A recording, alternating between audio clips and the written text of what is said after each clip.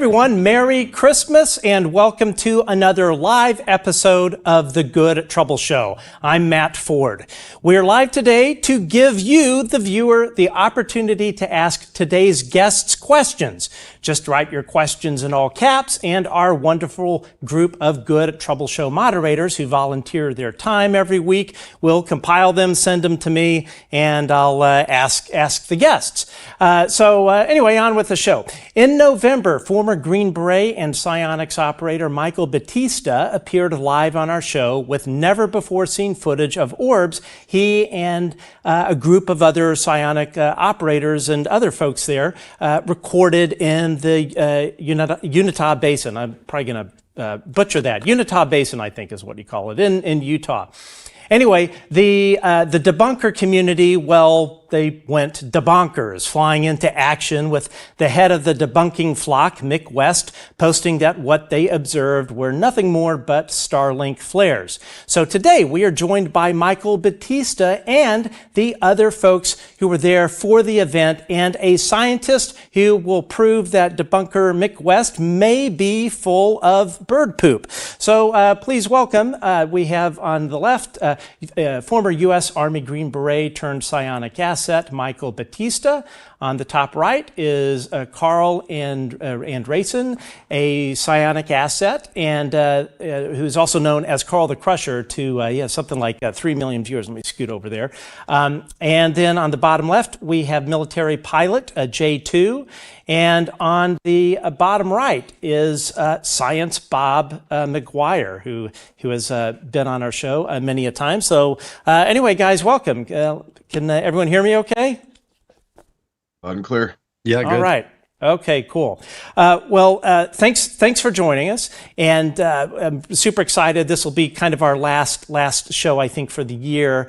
But anyway, I gave everyone a short introduction, and before we actually dig into the event, I want to go around the room and give all of you an opportunity to tell our audience a bit about yourself. So we'll start in order with you, Michael. You go first. How's it going, everyone? I'm Michael Battista, former U.S. Army Special Forces, and now what I do is I focus on psionics and exploring consciousness and how the senses can perceive things that are not normally seen with your eyes or felt. So, awesome. Okay, great. And Carl, tell us about Carl Crusher. Yeah, I'm a civilian and a YouTube content creator and documentary filmmaker. I've done a lot of research into the ancient aspects of the indigenous culture and ancient petroglyphs, Native American legends and connections, and how all of that ties into the psionic phenomena and UFO contact, and how we can merge those ancient legends and customs in with the modern psionic approach, and how all of that works, and putting that on camera and trying to capture the proof. I love that. Okay, J2, you're up. Yeah, I'm a military Black Hawk pilot by trade, but I grew up next to Skinwalker Ranch in the Uintah Basin, which that was very close. Beautiful area down there, where I started practicing psionics at a young age. At the same time that OSAP and ATIP were doing their programs, that ended up getting me in contact with a lot of interesting folks down there, where I eventually became a psionic asset for various groups. And so I get to teach and explore the consciousness aspect on my off time. All right. And if, last but not least, my brother from another mother, Science Bob McGwier. Bob, who the hell are you? Well, I'm a good old boy born in Tennessee and from Alabama, but I got lucky and got into tech stuff and wound up going through too many years of college and wound up with a Ph.D. in applied mathematics with concentrations in physics, computer science, and electrical engineering. And I learned I was a geek when I was 10 years old. I became a ham radio operator, and I've been doing geek stuff all my life since. When I left college with my terminal degree, I joined the Institute for Defense Analyses Center for Communications Research in Princeton, and began 27 years at that time nonstop of serving the intelligence community, where I had, top clearance and did a lot of interesting things. And when it became time for me to think about what my next adventure would be, I left there and joined the faculty at Virginia Tech at the instigation of Ted Hume, who was former S&T at the CIA. And he has started a company, done well. When he sold his company to Kinetic, he funded the foundation of the Hume Center, named after him. And we did a decade long of research while Charles Clancy and I led it, and wound up turning a great thing. But we decided when COVID hit and blew things up, rather than sit there for 2 years, I retired. Okay. And got into this. Just let me add, I went to see Chris Bledsoe, and that's when all of this life began for me. Wow. Yeah, that's very, very fascinating. And you don't mean Tom Clancy, the author? No, I mean Charles Clancy, the #2 guy at MITRE. Oh wow. Okay. Okay. Cool. So it's safe to say that you've seen some things, and you have quite a engineering science background. You don't just play one on TV. No, I may have slept at a Holiday Inn Express last night, but I worked hard to get all of this. Okay, all right. Yeah, I kind of feel like I slept at a Holiday Inn Express last night, and I've got this freaking a fly that just won't leave me alone. So I don't know. Maybe Big Daddy Ronald Moultrie from well, he's at Battelle. He left OUSDINS and is probably part of his sweetheart deal with the legacy program. He went over to Battelle. So I don't know. Maybe he sent a little asset over here. He's actually a sweetheart of a guy. He was on my board of advisors while I was at the Hume Center. Okay. All right. Well, great. Well, please tell him to quit bugging my home. All right. Just joking. Okay. So let's jump right into this. So Michael Battista, let's talk psionics. Of course, you were here on our show last November. We talked about psionics, but for the new people here, what exactly are psionics? So psionics is using consciousness as a tool, and learning to sense information that's not limited to your physical perceptions. And in doing so, you can facilitate contact and communication with non-human intelligence. Okay. And is this something all of you have this ability? Carl, do you have it? J2 and Bob? I would say so at different levels. I think I've been working on this and developing it over the last 5 years, and then definitely working with Mike and J2 has been very validating to a lot of my experiences, and we've had firsthand contact experiences with UAP and other phenomena along the way. And then I'm also part of a whole scientific study with Dr. Jim Segala, the physicist and engineer, who's collecting data on this as well. And so I have a lot of validating experiences that prove to me personally that this is a real phenomenon and a real ability that people can have. Yeah. Okay, J2, how about you? Yeah, I'll just echo what Carl had to say there. My belief is that everybody has this ability. Psionics goes even deeper than NHI contact. It goes into a whole world of using your consciousness to be able to affect outside influences. And we all have that. It's something that could be practiced, and it's something that could be built. So I would encourage everybody to get into that mindset. I want to take a little quick detour here before we jump into the video, and we have some really amazing footage, Carl, that you provided that we have not shown on the Good Trouble show. So really looking forward to that. I put a post up on YouTube lately. I'm sorry, not on YouTube, on X, that essentially was warning everyone in the psionics community that the journalists from the Wall Street Journal, journalists Joel Schechtman and Aruna Viswanathan, the two people who wrote the two disinformation piece, kind of sort of version of really kind of just shit show of journalism work, that they are actually reaching out to psionic assets to try and get them to speak with them.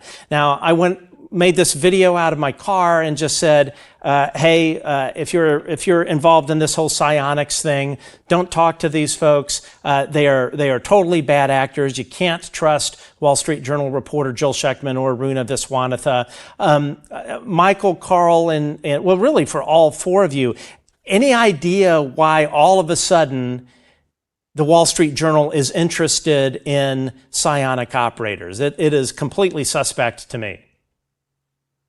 Michael, thoughts? Well, to start there, yeah, so my thoughts on that is if they're running what I believe it to be a disinformation campaign, potentially against psionics, there's got to be some sort of truth to it.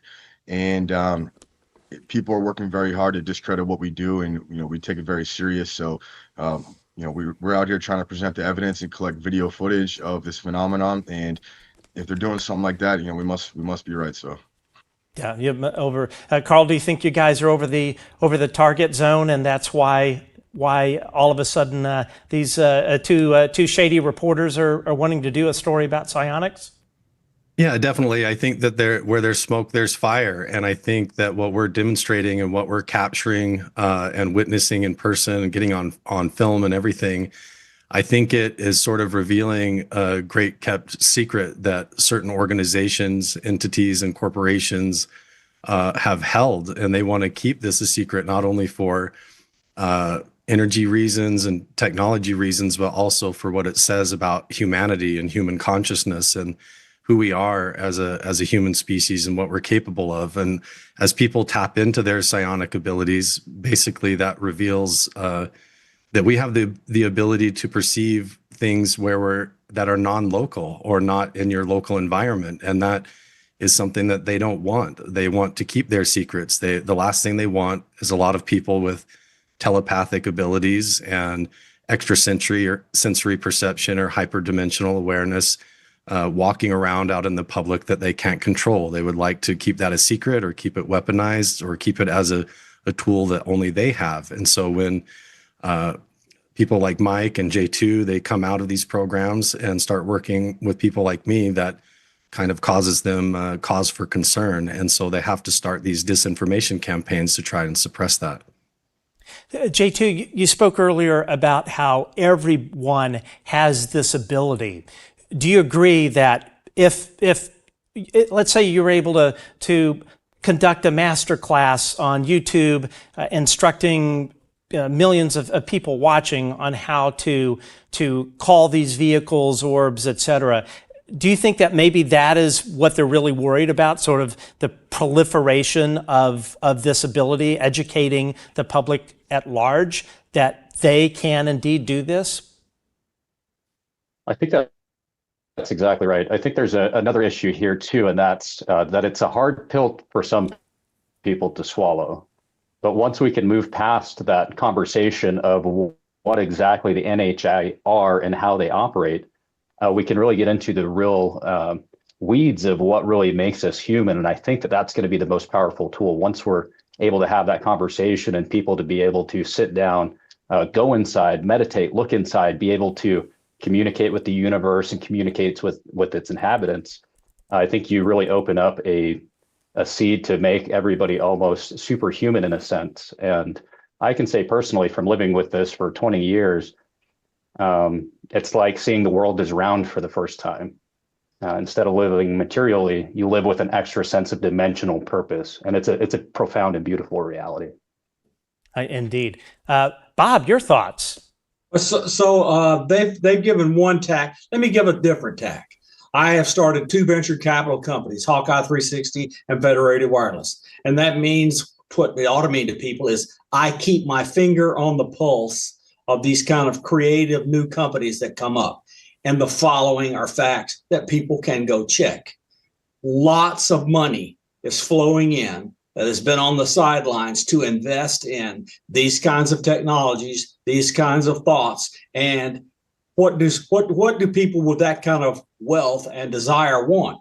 No competition. So if you're advertising for what might bring in competition, they're going to be against it. And Wall Street Journal is a financial paper. Yeah. It's the two UAP articles that the Wall Street Journal published, what I think it was end of sort of towards the end of the fall, were just nothing but hit pieces, true disinformation. And and it's funny, you think that these 2 reporters they're clearly good at their job. Otherwise, they wouldn't be working for the Wall Street Journal. So when you read the two stories that they wrote, that really a high school journalism student could have done better. To me, it says that somebody up the chain told them, we need you to put out some disinformation. But anyway, the overall message here is do not trust the Wall Street Journal. Do not listen or do not talk to on or off the record to Joel Schechtman or Aruna Viswanathan. They are up to no good, and they are certainly not about putting out the truth. So let's move on. Before we do that, I posted earlier that Mick West is more than welcome to join the chat. We had banned him from the YouTube chat a number of months ago because he was in there being a pompous asshole and really just kind of being a jerk. So we banned him. But then I decided, in case he wants to ask some questions in a polite way, that he can certainly do that in the chat just like anyone else. Of course, he wanted to come on the show, and as I said, this is not the Mick West show. This is about you guys speaking your truth and talking about what you saw, and then Bob, you providing your scientific context. So Michael, walk us through this trip. We'll play the video here in a second, but walk us through this trip to the Uintah Basin and what you guys experienced, and then I'll go then to Carl and you, J2, to kind of give your sort of verbal explanation of what you saw, the experience, the night, and then we'll actually go through the video. So Michael, you first. Okay, we were out in Utah at Thunderstrike Ranch. We're conducting psionic operations, and one of the events that we hosted out there, we saw this whole spectacle of lights in the sky, per se, doing all sorts of maneuvers and stuff that looks really anomalous. We also caught different types of UAP overhead while practicing psionics, and we released some of those footage last time I was on the show, but now that we have Bob here, we can really kind of dial in on what we saw and what we didn't see. So yeah, here we are. And were there other people there in addition to Carl and J2? Yeah, there was a few more on site that I don't want to mention their names. They weren't part of the core team, but still affiliated with us. Understood. Okay, Carl, yeah, what was your read on the whole thing? Tell us a bit about it.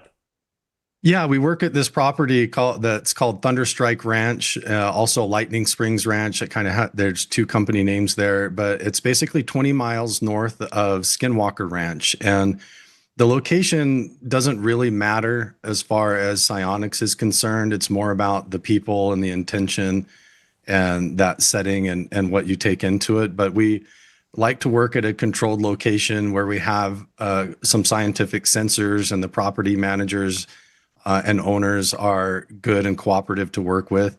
But also it has that element of ongoing decades of research from the government and government contractors. We had, Bigelow was up there at Skinwalker Ranch, and we know Jay Stratton's been there, and Hal Putoff, Eric Davis. A lot of people have been up there in that region, and it's a known hotspot for the phenomena. So we can go up there and independently and outside of the control of television networks or government influence and plants and people put there to kind of deter the research, we can have a controlled environment in the same region in a known hotspot where we can gather this data. And for me personally, it's also really important due to the geology and the ancient history of the location. So there's a lot of ancient petroglyphs that go back thousands of years that demonstrate that there's been anomalous phenomena there ongoing with the Native American people for thousands of years. And so we go and visit the petroglyphs and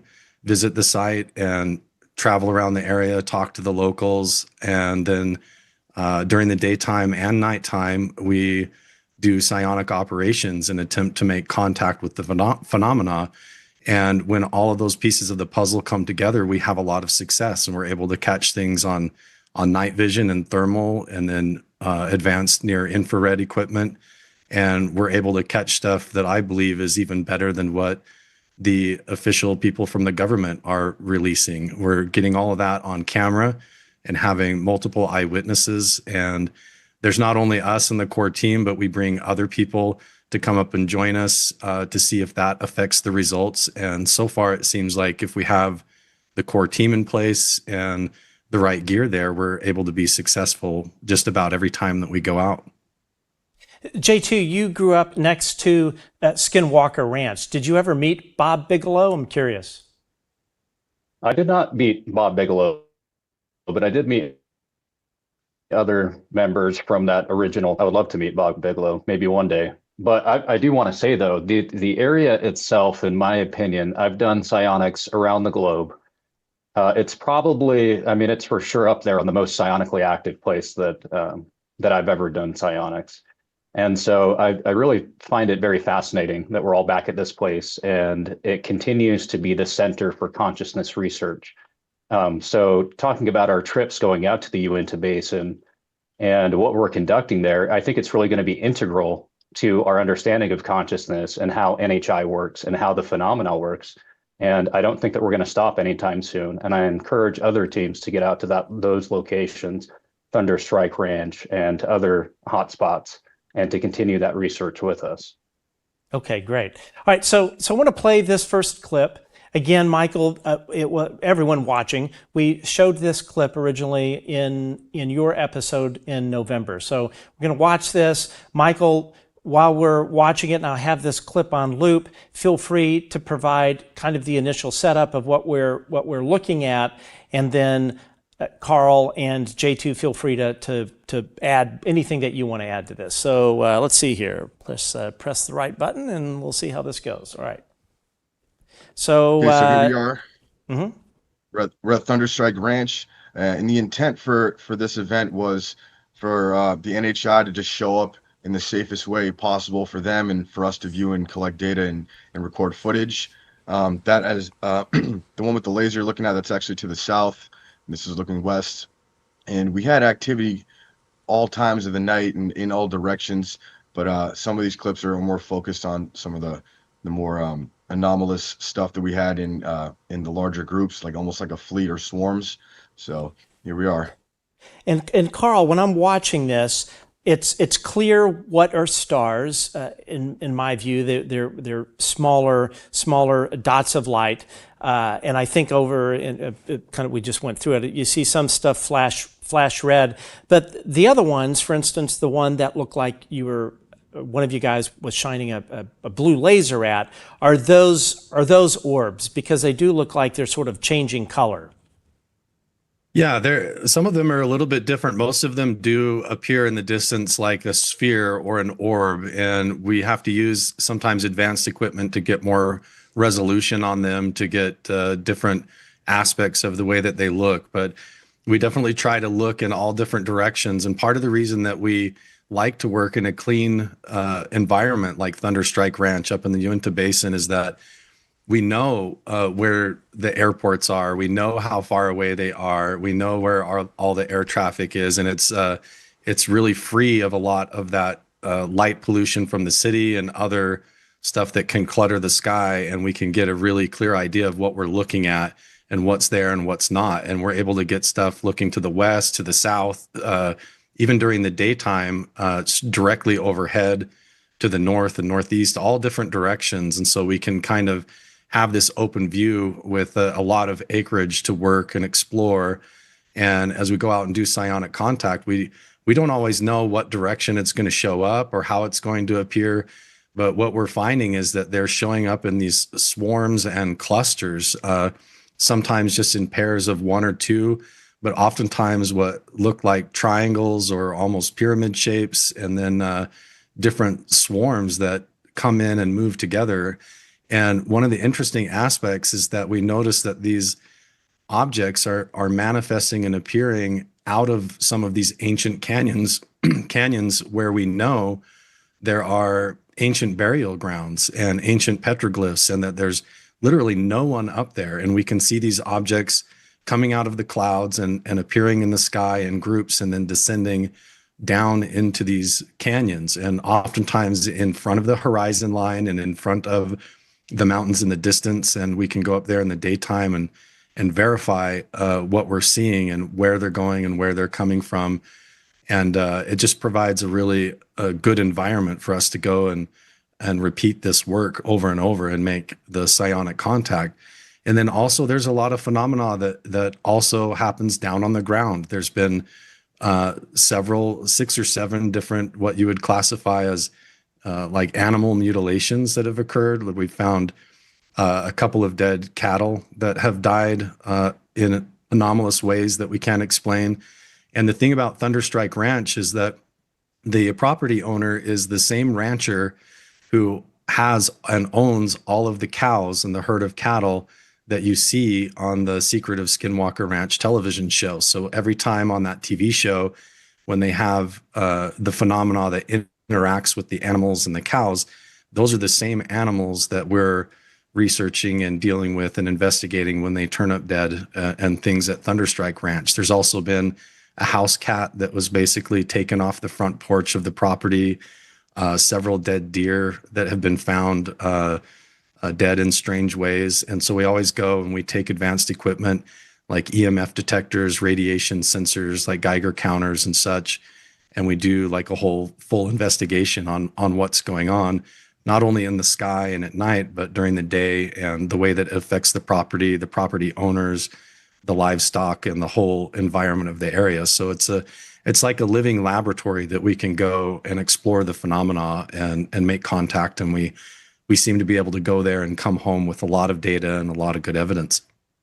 And clearly, Starlink flares are not out there mutilating cattle and other animals. So I think that says something right there. Now, JT, I want to play this clip again.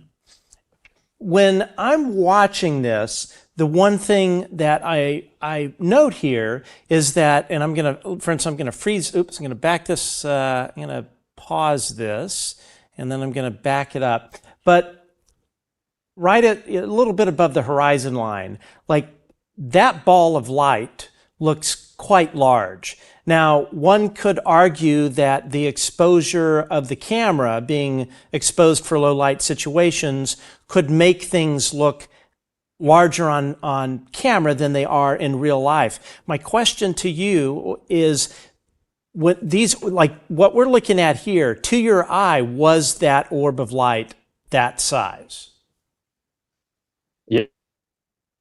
Yeah, actually it was, and they come much larger than that. And that's the thing, is with satellite flares, you're not going to see them get that large.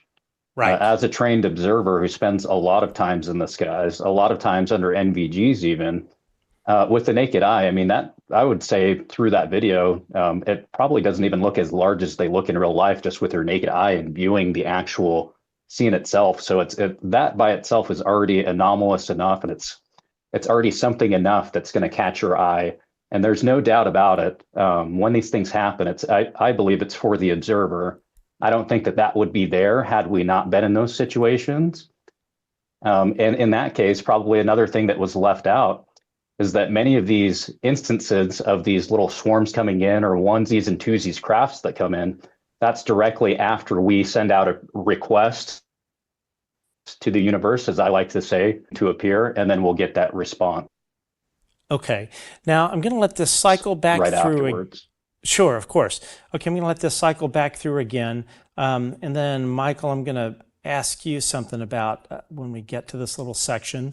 All right, I'm going to, you see if it'll show up in the frame. I may not be able to scroll back, so I'm going to do this. It looks like almost like an aircraft flashing red right there. Yep. Were there any aircraft in the area? Yeah, so that flashing red was an aircraft. We verified that. However, to the right of that is what we're looking for is the orb that's moving from right to left. And that's facing south as well. There was only one airplane in view based upon our trackers in this clip. And yeah, that the other orbs is exactly what we see, and we see them in all directions. And sometimes they can be different colors, orange, white. That one was more like a bluish, whitish hue to it. And yeah, it's repeatable. It's stuff that we're seeing all the time. When you shine lasers at it, go ahead. Somebody else is going to jump in there? No, I was going to say it's important to note that the airport of Vernal, the Vernal Airport, is to the south. So what you're seeing there is a plane that's going by, but look at how much more identifiable that plane is, and that plane is not too far away. If it's coming in for one of the approaches into the airport, that's not a far away plane. But yet you can see the lights and you can see these orbs that are coming in, and look at how large they are compared to that aircraft that's relatively close. For it to have that level of brightness compared to that plane, and that plane is barely visible with the equipment that we're using, you can definitely rule out planes pretty easily. So for the orbs there compared to that plane. Yeah, I think I can, gonna just kind of loop this. So when, so clearly, when I see this and hear you guys talk about it, you're doing your due diligence, and you are, let's see, I'm gonna scroll this a little bit further. Let's see, again, I'm kind of a one-man operation here, so let's see, I'm gonna reset that. Yeah, Matt, while you're doing that, I'll just add to what Mike and J2 were saying, that it's really obvious when you're standing there, and it is difficult with the cameras. We, like me and Mike run these Psionic Aurora cameras that are like a HD, but they're still only 720p cameras, and we do deal with the technical issues of trying to capture the actual evidence of the phenomena. But when you're there looking at it, it's apparent and very clear and obvious what's a plane and what's not. And a lot of these orbs, you see in the clip, it's hard to tell, but when you're standing there for the entire night until sunrise, you're seeing hundreds of these objects sometimes that are literally coming directly vertical out of the ground, it looks like, and out of the horizon line, and moving straight up and then deviating direction and going off in different groups and pairs. And the way that they move, and oftentimes even coming towards us out of the cloud bank and then dropping down and going into these canyons, it's just not anything that they would be doing with planes. It would be completely illegal to fly drones over Native American lands and some of these canyons. It's just not even allowed. It wouldn't be Chinese lanterns or balloons or anything like that. The only possible thing that could interfere is like the satellites or Starlink. And that's why we have satellite experts and other people and apps and flight trackers and things that we pull up, and we can verify and debunk ourselves, which we actively do when we're at the research site. As soon as we catch the evidence of anything, we immediately go back into the trailer, back into the cabin, and we start going through all of that and making sure that what we're seeing is actually anomalous. I want to add, in these videos, that the orbs you're seeing, they are not doing any kind of lighting damage to the image in the aurora. They're not bright enough to do anything weird. So you're seeing them look approximately the same brightness as the other things. And the fact that it has physical extent means it's physically larger. Got it. Okay. And again, J2, you are a military Black Hawk pilot. You are used to looking things in the sky and looking at things through various sensors. You're quite convinced that what we are seeing here is anomalous in your professional military experience. Absolutely. If I were to see this flying, I'd definitely be writing a report about it at the end of the day.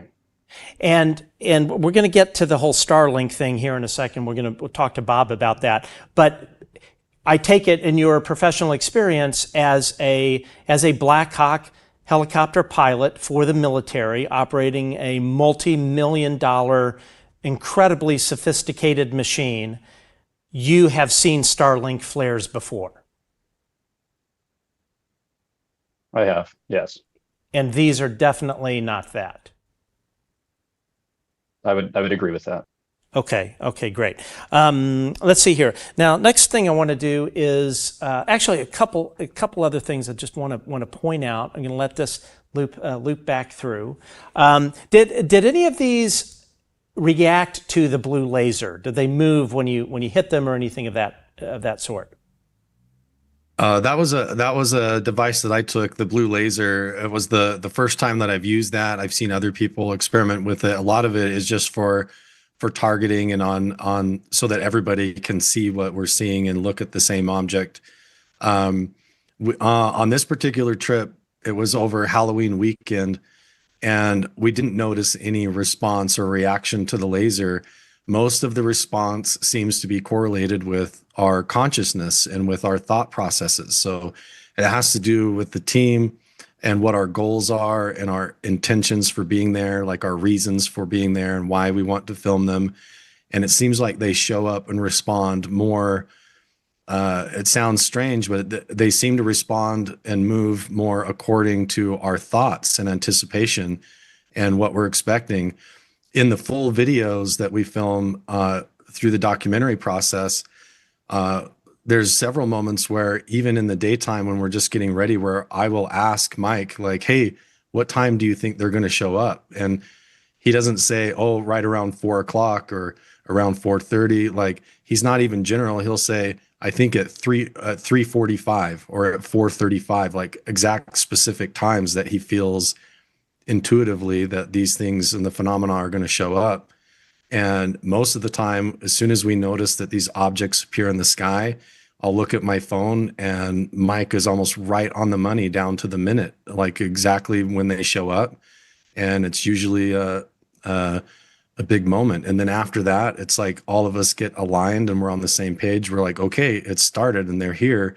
And then we start to see the clusters of 2 or 3 or groups, or sometimes very, very large triangular objects that move through the sky, and a lot of that. And that can sometimes persist for a couple of hours. It will be ongoing until more like we get too cold or we get too tired, and then we kind of have to almost give up. But they'll go almost as long as we are out there trying to make contact. They seem to show up for us.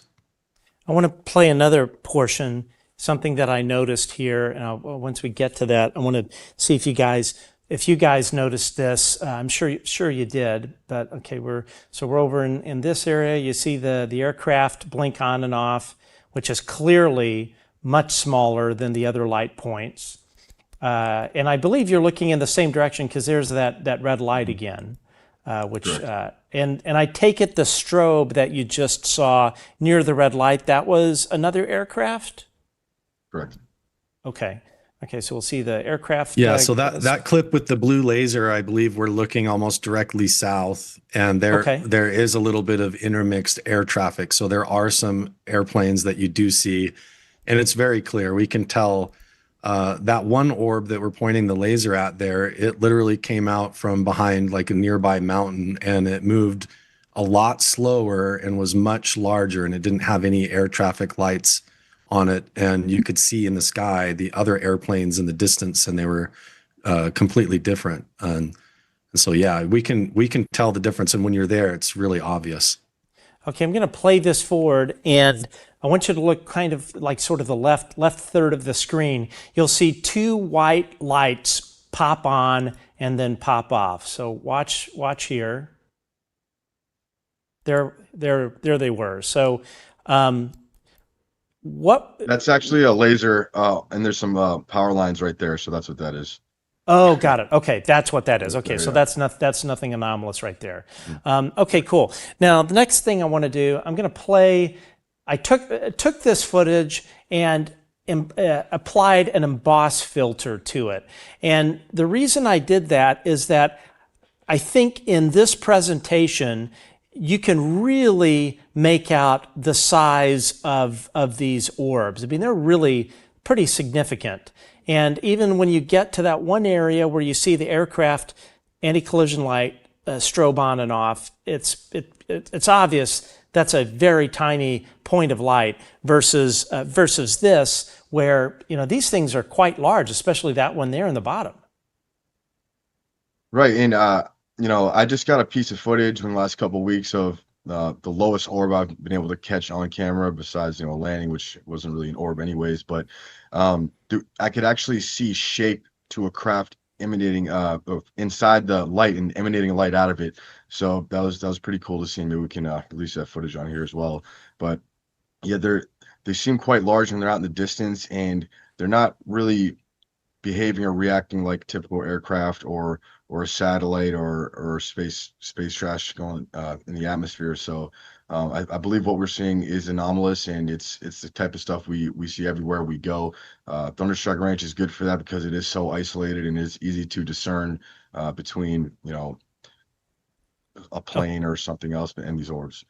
Got it. Okay. So Bob, and great news for everyone. Mick West is in the chat. Hopefully he will behave himself. So welcome, Mick. Of course, he is welcome to answer any questions or ask any questions. So Bob, when you look at this, how I'm sort of characterizing the size of the orbs with this emboss filter, is that, and again, I'm not a scientist, you know, I don't know what I'm looking at here.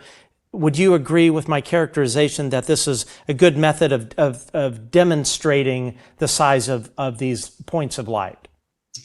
I just think it's difficult to detect the size of an actual thing without other means. But what I've already seen in this video, which is the angular size of the object, it seems larger than the others. The issue we have is we don't know how far away they are. So we need to add something that would tell us how far away they are. So with the angular measurement, we can say exactly what size they are. And I hope to provide a capability.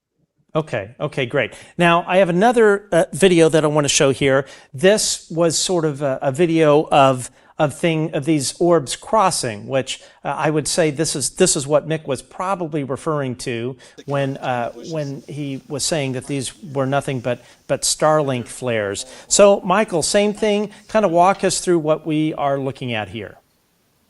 Okay, so we're midway into an operation looking west, and you know, this is one of the scenes where we're getting all the swarms of lights and orbs in the sky. Some of them I do believe to be satellites. However, you know, it's, you know, what we're looking at is, you know, not all that. You know, these orbs they're showing up after we request and we're trying to initiate this contact. So, you know, you can see for yourself, it's not like anything else you're going to see in the sky. When I look at this, I see them, some of them sort of moving laterally, not in the same vector. Bob, do you have anything to add about that? Yeah, so some of those are clearly satellites, and the angular angle of motion means you're watching satellites that are in different orbits, almost surely. Now, there are things here that, for example, so they're a little bit higher. They don't look like satellites to me. I think they're not really glinting like a flare. And notice one looks like a satellite that's now going into shadow as it got higher. That's the easiest way, in my opinion, to tell when something is likely a satellite on the horizon where the sun is just below the horizon. If it's moving away from the horizon and it fades out, that's almost surely a satellite that moved into shadow.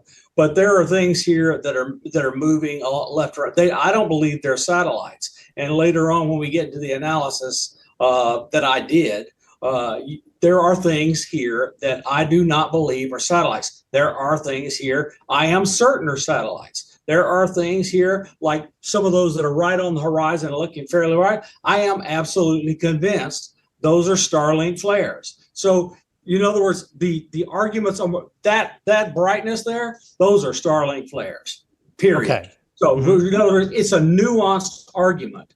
You can't throw everything into one basket, and I'm going to go over that.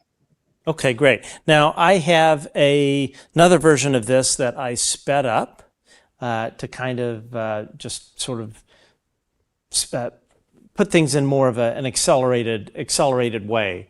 So again, Michael, Carl, J2, anything that you would like to add to this? Yeah, well, I've got something to say to this. Now, I've been viewing these LEO kind of satellite flare type things for quite a while now. It's a newer thing that's kind of come about, and I think it's due to the Starlink, their low altitude. Now, there's something that's true when you get into psionics, and it's the ability of the NHI to use terrestrial events to almost pleasure the viewer to be able to participate in. And what I mean by that is I've taken some VIPs to where we've gone and viewed these stars, and it was very common in where you'd see some satellite flares and you'd see something branch off from it and begin going a different direction, or to come down below the horizon into the valley in front of you. And so there's almost this playability to where they almost know that you're going to be attracted to maybe what might be some flares that are coming up, and then they're able to kind of work with that interest that you have in that area, and they kind of play in that. In my opinion, it's a teaching tool of the NHI. It's an interaction tool of them to pique your interest. So, you know, when I see these types of things, and I can understand both sides of the coins of people saying this and saying that, you really have to come at it from the NHI perspective of them using optical phenomena as a way to work with that intent and work with that interest in that area of the sky. And I see that a lot. So I can see it to where there's probably some mixed messages going on, and probably some confusion on it. Understood. So Bob, and I think that's where a lot of this conversation is coming from there. Okay, great. So Bob, what exactly are Starlink flares, and why? I've heard of Starlink, but maybe for folks that have no idea what that is, they just hear Elon spout on about it. What is Starlink? How many of them are there, and why would they create flares like this? Okay, so there's thousands of them in orbit. Musk is building a orbital network in low Earth orbit. And so what happens is, let's say the sun is below the horizon and the satellite is above the horizon. The satellite is in the sun because it's not in the Earth's shadow. You are in the dark because the sun has set where you are. And so the sun's light will come up and hit the spacecraft, bounce off it like a mirror, and you're over here. So what you're seeing is the light go like this from the sun to the satellite back down to you. That can cause a flare or a brightening if the reflecting surface has the right angle.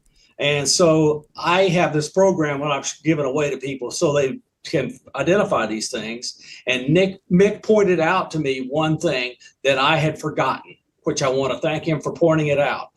Starlinks maintain an attitude where their antennas are pointing at the ground.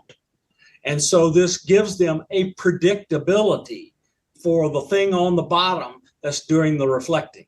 So like when Iridium used to publicize their attitude. And so when I knew Starlink wasn't publicizing an attitude, I blew it off and didn't add Starlink flares to the software. It's really easy to do. It's going to take me like 2 days. But now that I have realized, thanks to Mick, these things maintain an attitude for their operational purpose, which is take signals coming up from the Earth, grab them, push them in their network, and send them back down to Earth somewhere else where someone is connected to or they're connected to someone. I will be able to say these satellites are almost certainly beginning to flare, and find some way, especially on the sky map, to blink them when they ought to be flaring. So what I'm saying is, Mick and others who are constantly looking for things that are wrong with these observations, they present to us an opportunity to do things that will help people weed out the flares from other things in the sky. And my final argument is, once you know things are flares, you can't let your confirmation bias say, but is that all there is? And that's exactly what happened here. I did a census of all things above the sky on that evening, including Starlinks. And on that evening, above the sky, there are too many things lit up to be Starlink flares. It's simply, take their 10 things and 7 of them are Starlinks. That means 3 of them are something else. I'm not saying what they are. I don't claim to know. I'm not a psionic and I wasn't there, but they are not Starlink satellites doing flares. I'm sorry, let me add. People can go to heavens above, put in a location and a date and time, and it will tell you lots about the spacecraft. People can do that if they wish. They can also go to github.com at N4HY and look at visible ephemeris CPP. That's going to be where they can get this program and run it on a Raspberry Pi, and it'll tell them just about everything they'll ever want to know about what's in the sky above them. Okay, so if I'm understanding you correctly, what you're saying is with the raw data information that you have regarding when this was recorded, the heading, etc., you were able to determine that all of those light points could not have been Starlink flares. There were too many light points in some of these videos at specific epochs for them to be set. You got to really get down to the bottom of it. At epochs in this, there are too many things lit to be those space satellites. And it happens multiple times, and some of them you can look at them. You can tell they're too high. They're in the shadow, and so to me they're self-illuminating, and then turning their illumination down. But look, what we need are tools so that we know when it's satellites, we know when it's not satellites. That's our job as tech people, to add this capability, to make it easy. Okay, and Michael and gang, when you were viewing these, did you look at a satellite tracker on your phone, anything of that nature, to confirm that what you were looking at were not satellites or possibly Starlinks? Yeah, it's important to use every tool that we have to use discernment to, avoid the scrutiny. Like, we're all trying to get to the bottom of something here, and we're doing the best that we can to identify planes and satellites. And a lot of them are, you could tell, like, yeah, that's a satellite. It's not hard to tell, but there's other stuff that we've seen, like including the barbell, that are anomalous for sure. And I absolutely trust Bob's analysis on this.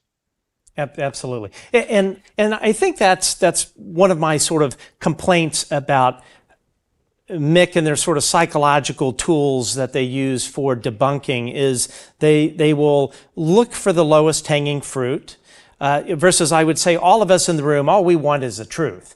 I have no idea what I'm looking at. That's why I ask people like Bob, and I wasn't there, so trying to get a better sense of what the three of you saw.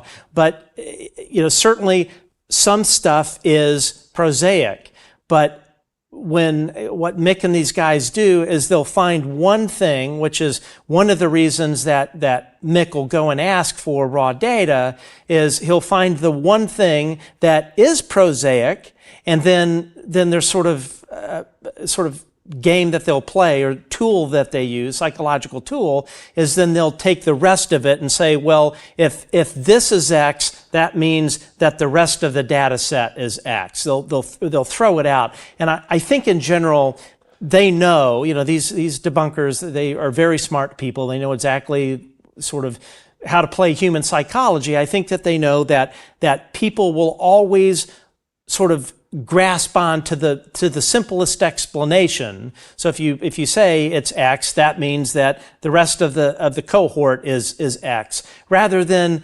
Mick and these other people saying, well, yeah, some of these are definitely flares, but there's a group there that we're not really entirely sure what they are.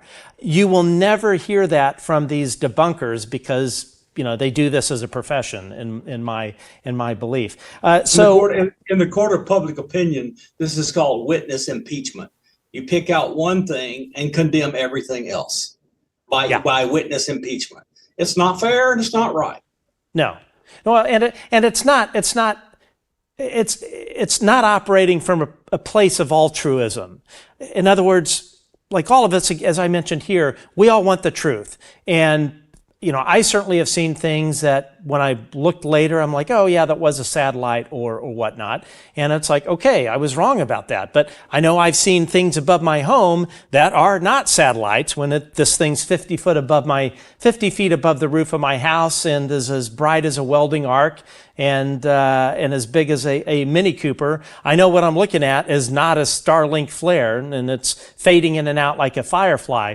But I think that's where the issue is with these debunkers, is they're not operating from a place of altruism. They have an agenda, and as you so eloquently said, Bob, it's they're trying to taint the whole thing, and that's not fair, and it's certainly not in the pursuit of truth. I'll say that. Now, I want to move on to another video that we have here. Now, this one, Carl, you provided this. Give us a bit of a setup as far as what we're going to look at. This is a bit of a longer video, and it has audio with it, so we're going to let the audio play through, and then after we viewed it, then we'll have some commentary. So, Carl, set this up for us. Yeah, so this video was filmed by me up just north of Thunderstrike Ranch at another property up there called Blind Frog Ranch. There's a lot of ranches and different properties up there in the Uintah Basin. So we were at Blind Frog Ranch this time. I believe this was back in 2022 in the fall. This was the first time that I met J2, and then we actually worked together. And we were there with kind of a random group of people that were allowed to go up on the property. And we decided this night that we were going to run a psionic experiment. And so we got a system of strobe lights and different colored lights and like sound and audio music and things. And we started conducting psionic operations up there on the mountain around a campfire. And as soon as J2 and this other gentleman who was there, we still don't actually know who this guy was or where he came from, but he was there, and we started doing the psionic operations, and all of a sudden we started having multiple strange anomalous equipment failures. Like we had several different pieces of equipment and cameras where the batteries just completely drained and died. The strobe light kept failing and dying, and with multiple backups. And then at one point, a truck alarm started going off, and we couldn't get the alarm on the truck to stop. And then right at that moment, we looked up, and there was just a large sort of sphere or egg-shaped object glowing that very slowly hovered over the mountain and then sort of turned. It came from the west and then gradually turned and drifted off and went to the south. And we all just kind of stood there with our jaws open and marveled at this thing. It was absolutely huge and ominous and moved very slowly over our heads and then drifted off to the south. And yeah, it was totally different than anything. It was really my first experience actually doing psionics with other people. And this was before Skywatcher was actually a team. And I didn't even know that J2 was going to be on Team Skywatcher or anything like that. We just happened to be up there and be friends, and we had this idea and we followed our intuition, and sure enough, this object showed up in the sky, and I was able to catch it on my night vision camera. Okay, great. All right, so let's play this clip here. Make sure I hit the right button, and yeah, here we go. Going to turn the. Actually, we'll have some audio here. Do you want to go next level, Ray? Do you want to go next level though? I have a Gateway head amplification headset that was invented by the Monroe Institute. Do you want to put that on and do it with it? I'm down, yeah. You want to? Here, I'll grab it. Again? Carl, can you activate the halo? How do I do that? Oh yeah, it's going. It's going. And then There's a 5-minute warm-up, so I started it already. Oh, great. Okay, and then we'll have to try to make sure that we don't shine lights over here at the. Yes, sir. That's possible. Okay, Jordan, let me know when you're ready, and I will. Do you feel like you're underneath the device? Let's come over here a little bit.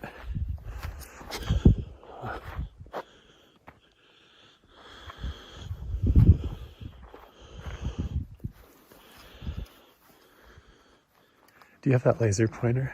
I do. Come on down. Thanks very much for making this trip or this journey over to us. We are here at Mosby Creek right now. Go ahead and come on down if you will, please. Hey, Chris. Go get Chris. We're here in friendship and love, man. Thank you for coming here. This is a total orb. Look at this thing flying over. It's beautiful. We are blessed by your presence.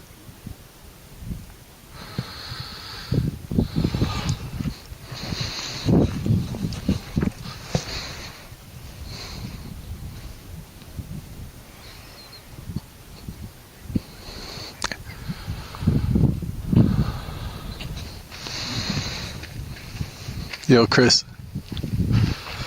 Feel free to come down. Thank you for coming this way.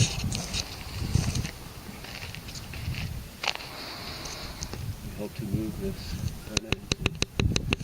period of life and right. If you could, blink 3 times for us. Yes, we would love to see you make a maneuver or blink for us.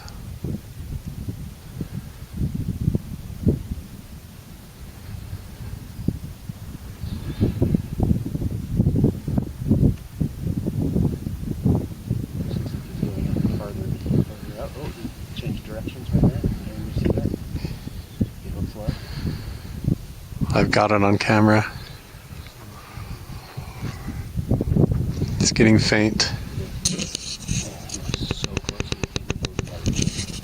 Oh, he's getting bright again. It's coming back. Now it's going away.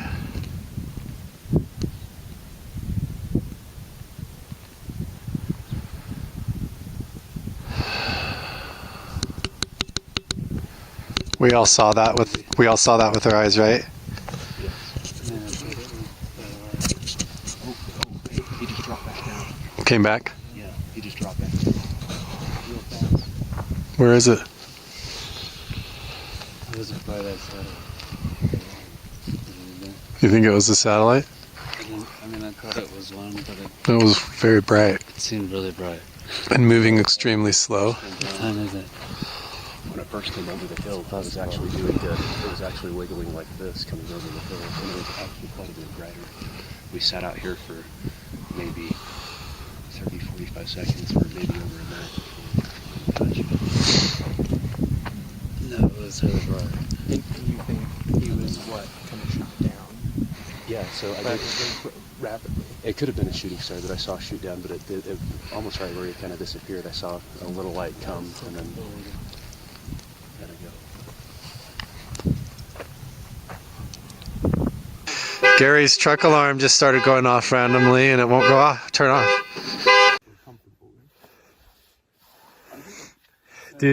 Okay, yeah, there we go. Okay, so I mean that looked really anomalous to me. Was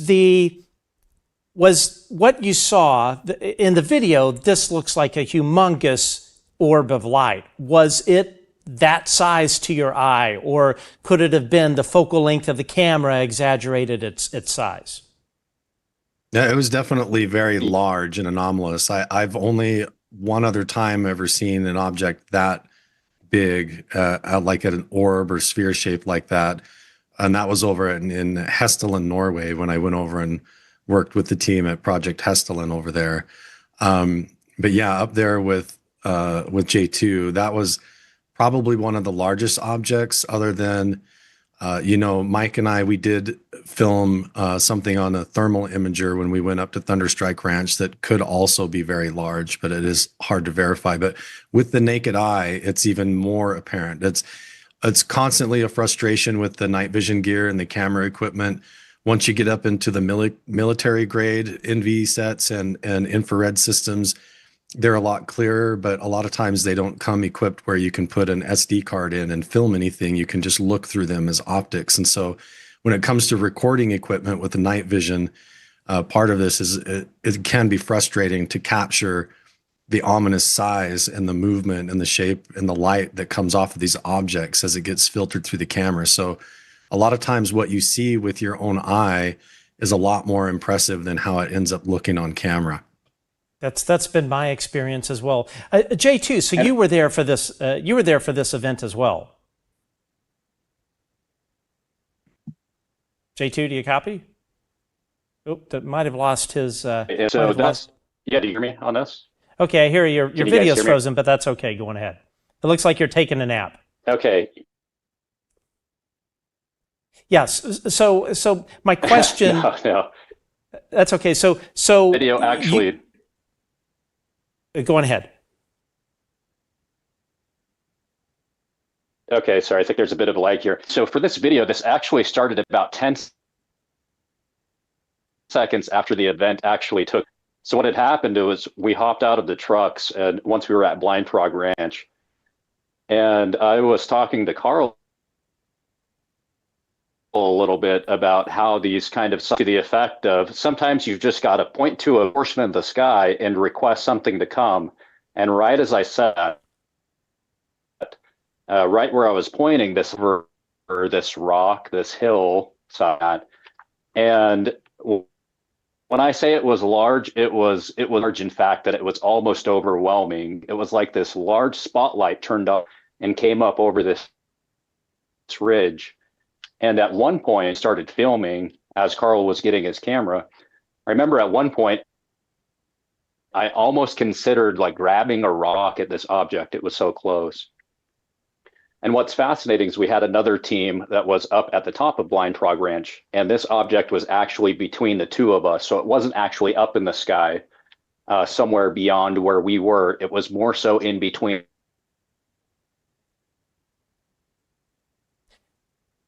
Can you speak to what Carl mentioned earlier about sort of the difference in imaging between what you have on the Black Hawk helicopter in terms of quality versus what consumer grade imaging equipment, recording equipment is going to be able to produce? So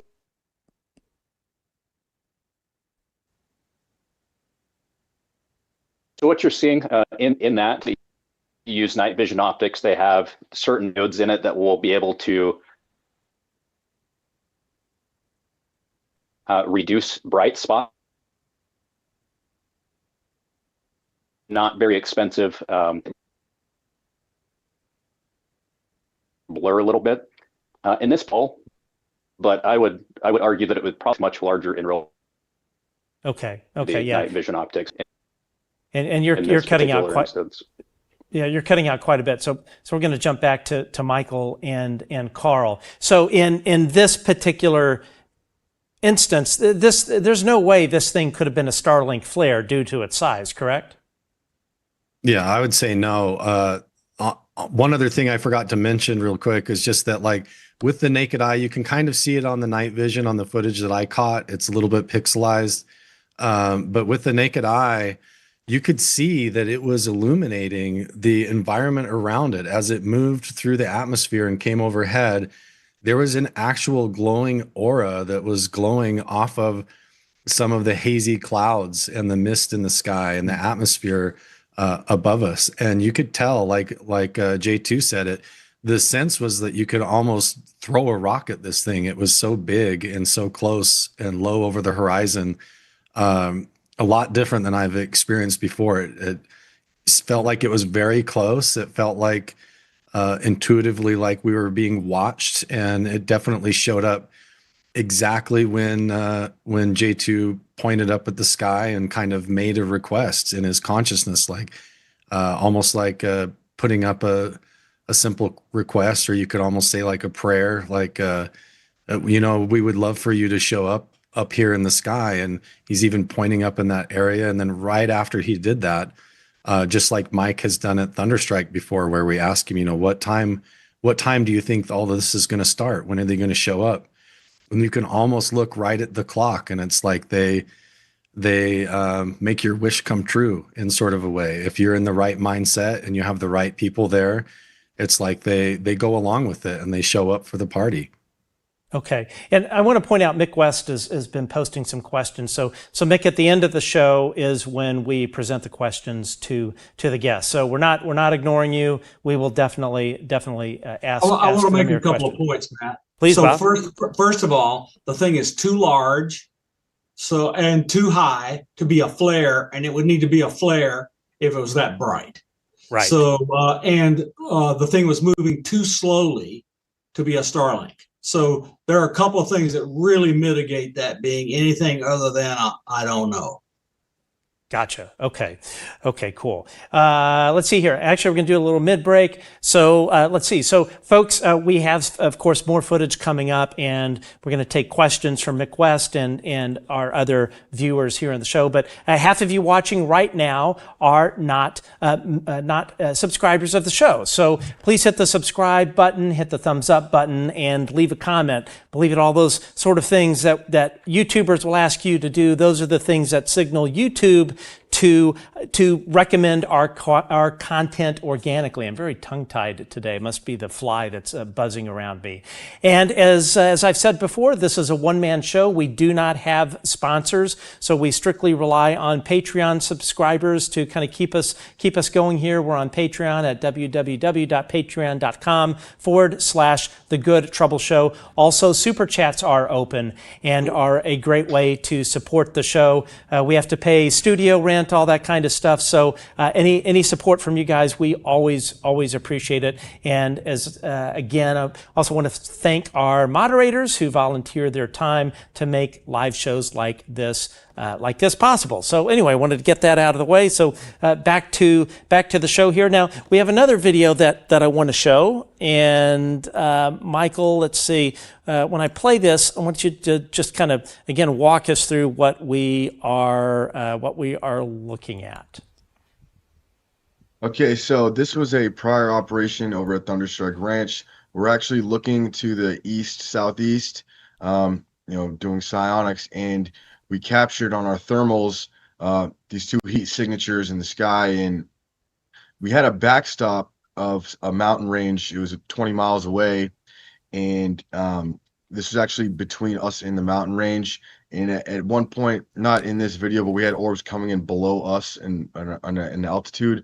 But what you're looking at here is two objects that were moving in unison. They came in, were kind of loitering for a little bit, and then egressed together, like in unison. Perhaps it could be one solid thing or two just moving in unison, but they were quite large visually, and they only hung out for a few minutes before they got out of there. But this is one of the first things I've ever gotten with Carl on thermal imaging. They were close, and this wasn't some high-tech thermal camera either. This is more of a baseline entry-level thermal optic for this. So this is totally anomalous for something I've ever seen, and I'm glad we got to show it here. Carl and J2, if you can hear any comments. Yeah, so it was interesting on this incident because right before this, it was a little bit counterintuitive. I felt in my intuition and in my mind, I got this impression to get out the thermal imager. Mike and I were just having a conversation, and he was saying, it's very rare to get anything on thermal imaging, but something inside of me was like, get your thermal camera. And so I decided to dig out this thermal imaging camera and hit record, and I filmed that at the beginning of the clip. You can see Mike standing there with the night vision, and he's also looking with that camera. And I believe, Mike, this was actually kind of almost directly north, just slightly northeast is where this was filmed, up there at Thunderstrike. But yeah, we noticed these two giant objects, and they literally came out of the clouds right towards us and then just hovered there for like 3 minutes or so.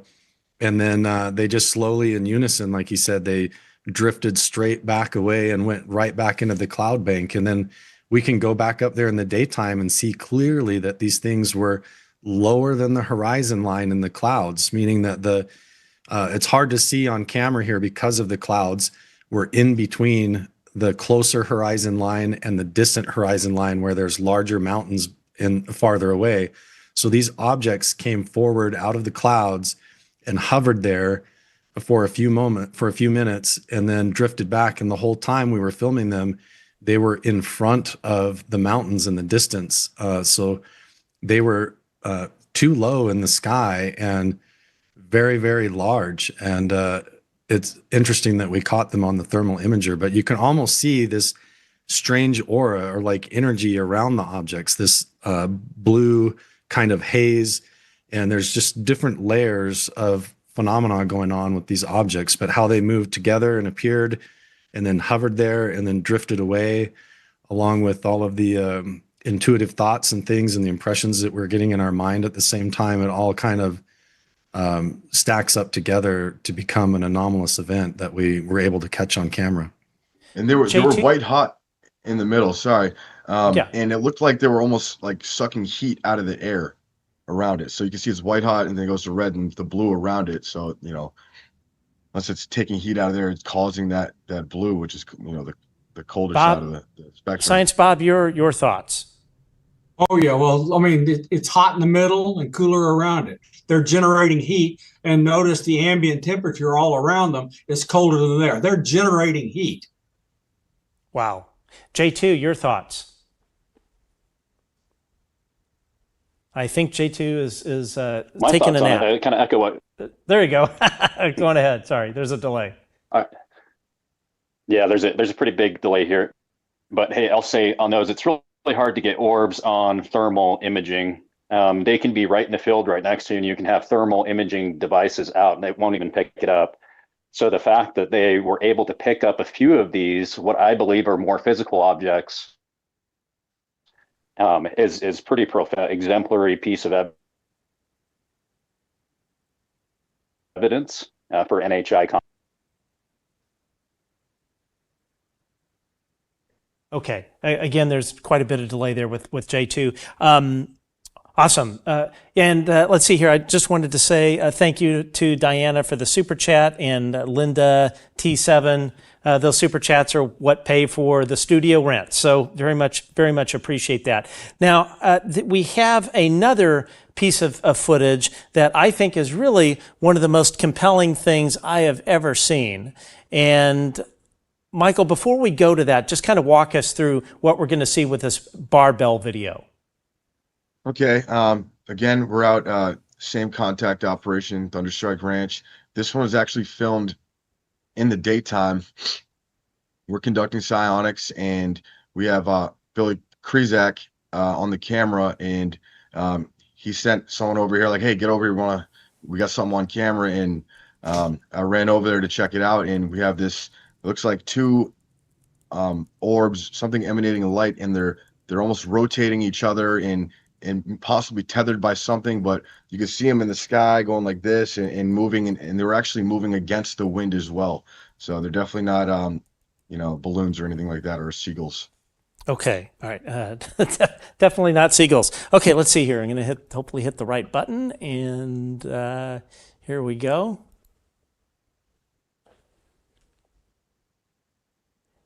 Bob, what do you think about this? This looks pretty crazy.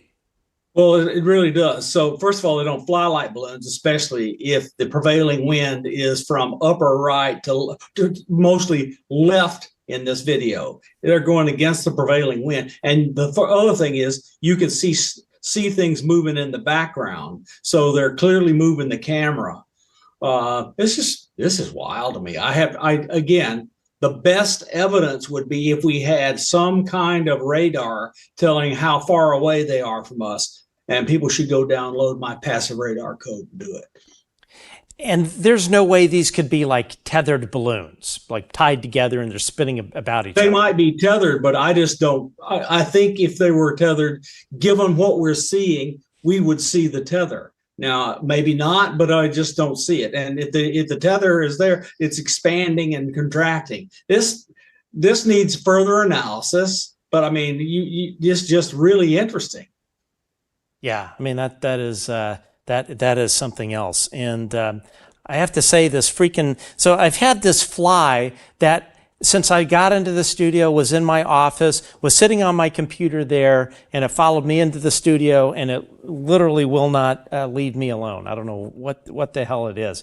Anyway, yeah, I mean that is some really compelling footage. Michael, to your eye, what did it look like? I mean, we're seeing it through this, and I'm going to pop it back up again. What was it like to your eye viewing this thing?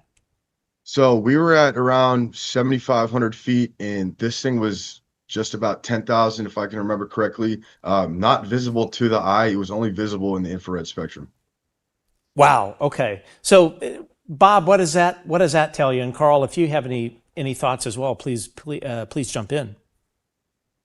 I'm going to go with I don't know enough to say, but I tell you what, I really want to see one of these things with my own two eyes and my own equipment, because this is really fascinating. Yeah, for me, my experience, I didn't go outside. The way that this all happened was we were in the kind of the command center, this a camper trailer that is parked at the property, and basically they noticed that there was something getting captured on camera. So most of the team kind of ran outside to look up and see if they could see it. And so while a lot of this was filmed and captured, it was directly overhead in the middle of the day. And at that time, I kind of had an anomalous experience, a sort of a health scare where I actually went unconscious and passed out in the trailer and may have even had a small seizure at the time. And I won't go into all the details, but I had a whole, like a visionary experience where I saw things and experienced a sort of a strange phenomena that occurred to me personally at the same time that this was captured. So for me, my experience was very alternative and different than the rest of the team. But when I woke up from falling unconscious in the trailer, you know, Mike was standing in front of me trying to fan me to get me awake and had a bag of ice behind my head. And then after I regained consciousness, then I was able to go outside and kind of look up. And then we reviewed the footage and realized that we had captured this object. And we actually captured more than one on this trip. There's a few different clips that we were able to compile together of these sort of barbell UAPs that seemed to appear at that moment. And so, yeah, it was quite an experience. It was a little bit traumatizing for me personally in a personal way, but it's hard to know if what I was experiencing physically with falling unconscious and waking up again and what I experienced personally, if that's related to the UAP that we filmed overhead or not. But for me, it was just another point of that evidence that we actually captured something anomalous and that it was interacting with us. I'm glad you're okay. That had to have been a very, very, very scary thing. So let's get to some questions here from our viewers. Again, folks, I really appreciate everyone tuning in, even Mick West showing up. We all appreciate good questions, and thanks to everyone for being here. I know we're very close to the holidays. So this is from Shelley Montgomery. I would like to know if Mike ever just gets telepathy, meaning, say, 509, go outside and look in a certain direction and something shows up. Mike, have you ever had anything like that? Absolutely, yes. And do you ever go out there and nothing is there, or is it pretty good as far as delivering what it's telling you to do? Usually when I get something like that or receive a message like that, like there's also like a feeling associated with where I just know something's in the area. And I think on the last show we was on with you, we showed that video of Colorado, that Colorado orb. That was one of those instances. I knew I was going out there to make contact and get some footage and do something special for somebody. And it was like, okay, yeah, I got to run outside right now and grab the camera. Other times it's like, hey, we're going to show up at this time, look this direction. And I've validated that several times throughout my experience doing this. And yeah, that absolutely happens. Okay, Greek from Yorkshire asks, what observing and recording devices were used in these videos? Yeah, a lot of those clips were filmed by me. The camera that I primarily use as night vision is this one. It's the Psionics Aurora Black camera, and there's different Psionics Pro and Advanced, different ones. This is the Aurora Black. It films in 720p, so a lot of that initial orb footage that we filmed up at Thunderstrike Ranch was filmed with that. And then I don't have the thermal imager here next to me, but it's called the HIC Micro thermal imager. It's just a small handheld device with a screen on it, and it works really well. And then along with that, when we have a research location, I mean, we also use our cell phones and other optics and scopes and for spotting and laser pointers and such. But I'm also part of a whole study that's, like I mentioned earlier, with Dr. Jim Segala, called the Modular Unidentified Phenomena Alert System. And that's a small device that he developed when he was initially working with Brandon Fugel at Skinwalker Ranch as one of the lead physicists there.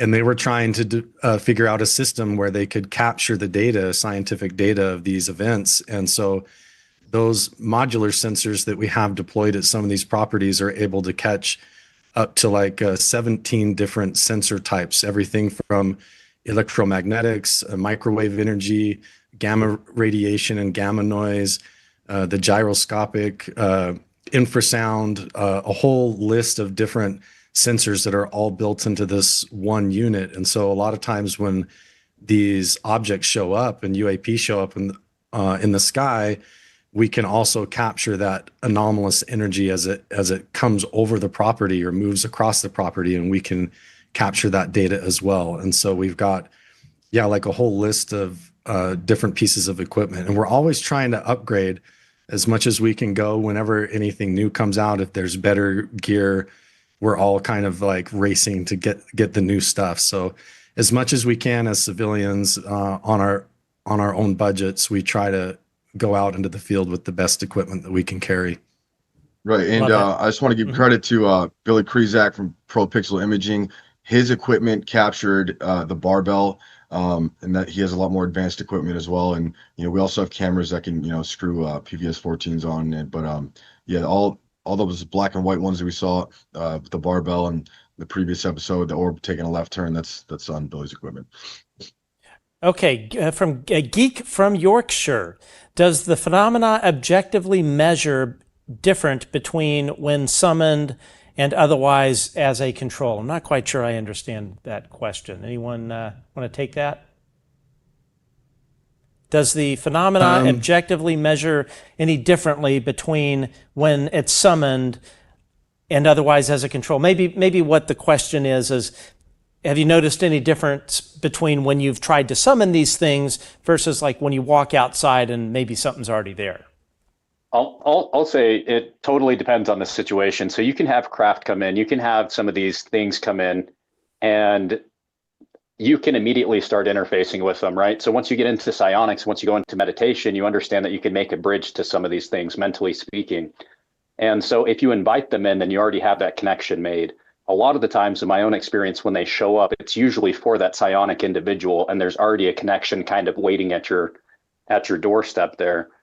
So sometimes you do try to interact and nothing happens. Sometimes you see something and it's maybe just for your viewing pleasure, or maybe you just witness something. But I would say anytime that you see something, if you think that it might be anomalous, try and send out a mental message to it and ask it to move up, down, come closer, do something. And most people will see for themselves that most of the time you can make that connection. Okay, question from David Smethurst, a friend of the show for a very long time. Do any of you have a sense that these are some kind of automatic security network or a responsive entity? Yeah, I've heard theories on that. I know the Sphere network is one of those, and it could be triggered by psionics. So it's definitely a possibility. I don't know the complete answer to that, but maybe the other guys have something to share. Anyone else? Yeah, I think it's hard to say. It does have some sort of a feeling like it can read your thoughts, or it knows what your intentions are. And it seems something a little bit, if it's a technology, it's beyond a technology that the public is normally aware of. It's something very advanced. It's capable of understanding what your thoughts or intentions are. That kind of ties in with the last question that Mike answered. To me, it is definitely a different experience when I'm able to go out and work with these guys on the team. And like, I'm able to, just while we're hiking up the trail, I can ask Mike, hey, when do you think they're going to show up tonight? What time? And like I said earlier, he'll say a very specific time, 4:35 in the morning, I think. And sometimes we'll go for a few hours and there will just be nothing happening, nothing in the sky. And then right at the time when Mike said, there they are. And that, to me, feels a lot more personal than when you just walk outside and notice something in the sky that's already there. So to me, it's that extra layer of validation for the type of work that we're exploring. Okay, another one from David Smethurst. There is a theory that there are underground NHI bases near these sites, and these lights and other phenomena are a response to your proximity to them. Do you have a sense of a permanent presence, or do you think they were there simply because you summoned or were in the area? Well, I mean, we get results everywhere we go. I think in that particular area, like it does seem like there is a lot more activity. It could just be because of the location. It's isolated, but historically that location hasn't, exhibited anomalous phenomenon over the course of many decades. So I don't know for sure, but it's definitely a possibility. Okay. All right. Now we have some questions from Mick West. I'll throw to the whole group. Question: if the lights in the sky are not bigger because they are brighter, then why are other lights in the sky, like the red light on the back of the camera, bigger than they actually are? Bob, maybe you want to take that one, or anyone? I think he's asking. I think what his intention of the question is, and I'm guessing. So let me say this: the red light on the back of the camera is pretty bright, so it's probably some kind of dispersion going on. So it looks bigger in the sensor element, especially since those sensor elements of many of those devices that Carl and guys use is the sensitivity is pretty high down near infrared and red. So the best I could do is guess that's what Mick's intent is. Anyone else? Yeah, I'll say that specifically with the thermal imaging footage that we showed tonight, with the two objects on the thermal camera, that was such a situation where you couldn't explain, like it wouldn't matter the light on the back of the camera or anything like that. We saw for ourselves that these things came out of the cloud bank. They were in front of the distant horizon line. And so you can't get super accurate with the trigonometry and everything on exactly how big these objects are. But, I was able to put several screenshots from that thermal imaging into AI and all of the camera data that I used with the thermal imager. And you can sort of estimate, even if you eliminate the bloom and you try to zero in on like how big these objects could actually be. Even the AI, when we ran it through a bunch of statistics on that, said that each of those orbs of light was at a minimum at least 200 feet across or more. And if you take in the full bloom, then they're more like 500 feet across in size. And then if the two objects are actually one large object that's connected and we're just seeing the energy coming off of either side of it, then we're talking like it could be something like more like 5,000 feet across or something insane like that. We're talking like some kind of a mothership almost in the sky. And so even when you narrow it down and you try to boil it down to the smallest point that it could be, that's why we're using, different sensors and different equipment. And we have the thermal imagers, the night vision. We're there looking with our eyes and we're aware of the terrain and the distance and the environment during the daytime. And then we have other camera experts and there with the advanced infrared cameras and other setups and getting all of this. So as we get more and more data and as we continue to do this, we'll be able to get a lot better of knowing exactly the size and shape of these objects. Let me add something. So if Mick was talking about the thermal imaging cameras, the reason the thing that was red on the back of a truck is bigger is that's because it's hotter and it's heating up all the air around it. And what those cameras sense is temperature. So if the field of which the temperature is being impacted by the object is smaller, the thing will be smaller because it's reflecting the temperature around the object. I don't know which one he's talking about. So that would be an explanation for why a red thing is bigger and another thing is smaller if it's that thermal imaging camera. What you're seeing is the temperature of those things in the environment of the object. Okay, and Mick, feel free to add another question to clarify maybe what Bob is asking. David Smethurst, have these sightings ever been linked to shadow beings appearing afterwards or any kind of entity presence on the ground? Have they ever felt feelings of fear or other induced emotions from NHI? I'll go ahead and take this one first. So it is common in my experience when you're having these episodes out on this specific excursion. I don't recall us having one of those episodes, however it might have happened.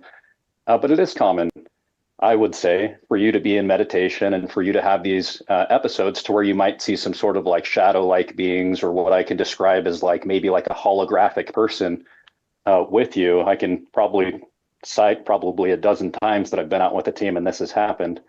To have the feelings given to you, or you have a sense of something talking to you, is extremely common for myself in these psionic episodes. And I think it's a very valid way of communicating with the NHIs through that method.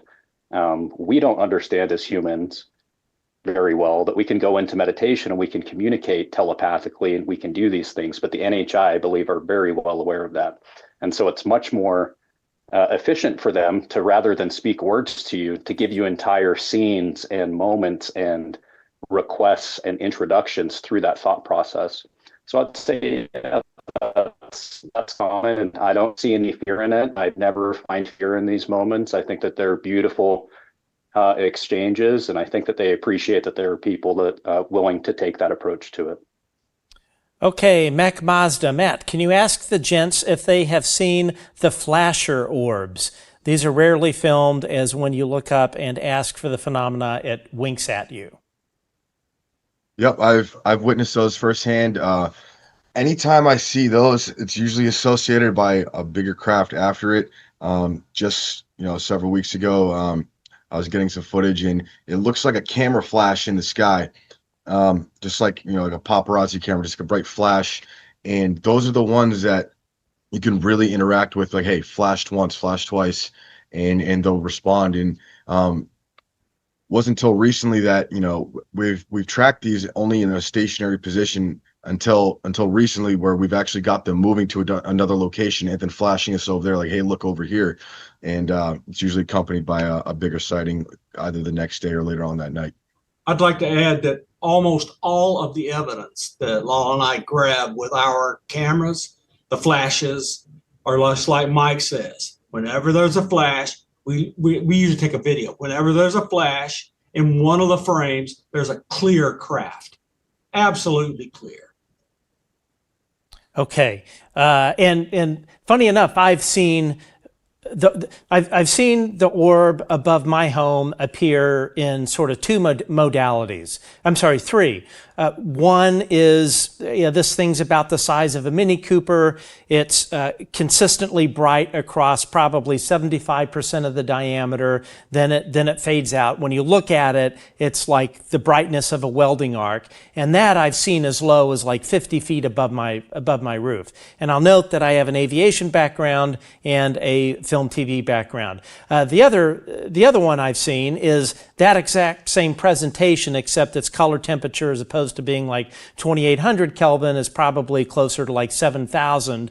And the altitude of that thing above my roof is, I don't know, maybe 3,000 to 5,000 feet. And then the third one I've seen, which this one I've been able to catch on my camera several times, are this flashbulb phenomenon, where it is and I've looked at it on Adobe Premiere. It's perfectly round. It is the brightest thing in the sky, and it just boop, blinks on and off. And then I think if I remember right, I counted it. It was like every 7 seconds, it'll be at a slightly different place, blink on and off. And so it sounds similar to maybe what you guys have seen as well. Yeah, and I don't usually see a rhythm with these flashes. It's usually like, hey, flash, look over here, and then you might get flash, and then it'll go to another direction, location. It might only flash 3 times now, and but those ones specifically are very like user friendly, can interact with, I'd say. My favorite ones are where they flash and we get a craft, and the craft is dark on one side and illuminated on the other, meaning it's being illuminated by the sun, and it's flat dead midnight. So the thing is very far away from me, and it's bright enough to be seen. So the thing is immense. Okay, now Mick added into the chat to answer your question, Science Bob. Mick says, I was talking about the Psionics camera visible light. Bob said some of the flares were actually bigger. Does that make sense? Oh, no. In the some of your photos, you got orbs, which were bigger. The flares, I didn't see any of those flares we saw in the film bigger. They were all approximately the same size to me in my perception, and all they did was change brightness. They changed luminosity. I Okay. didn't see any of them look bigger. Okay, Mac Mazda, could you ask Matt to ask Mike and J2 about the physiological aspects of this contact? Do they find themselves in a flow state of mind when they have these experiences? J2, I'll put that to you first. It all depends on the situation. The more you exercise your spiritual mind, your psionic mind, the more that you can develop that connection on command. But for sure, there's a reality to where going deep into meditation, it can put you places that is really supportive of psionic interaction. So I would say if anybody's looking to do this, get into a meditative state, do it for about 10 to 20 minutes a day, and then just ask yourself, say, show me the way that you want me to communicate, show me the way inside, and just ask yourself that and trust that the universe is going to provide, and you'll develop your own technique of getting into that flow state, and you'll start to feel a little bit of a connection, and your body will remember that connection. And do that for multiple days, do that for a week, 2 weeks, and then go outside and start requesting to have contact, and keep on doing it until you do receive contact, and you'll see it's a very familiar feeling. But one could say it's a flow state, but it's definitely a feeling of connection. Okay. And I'll add on a little bit to that because I think it's important. When you're out doing these events and you're with people you care about and you trust, and you guys are, in that flow state naturally, just, communicating, talking about interesting things like that, you can almost notice they will appear when you're like, when you guys are like vibrating higher and kind of going up the corkscrew of consciousness compared to where, it's, a less interesting conversation going on or someone's not feeling the right way. Like if all these elements are working in unison, it can really produce results better and, definitely affects physiological states.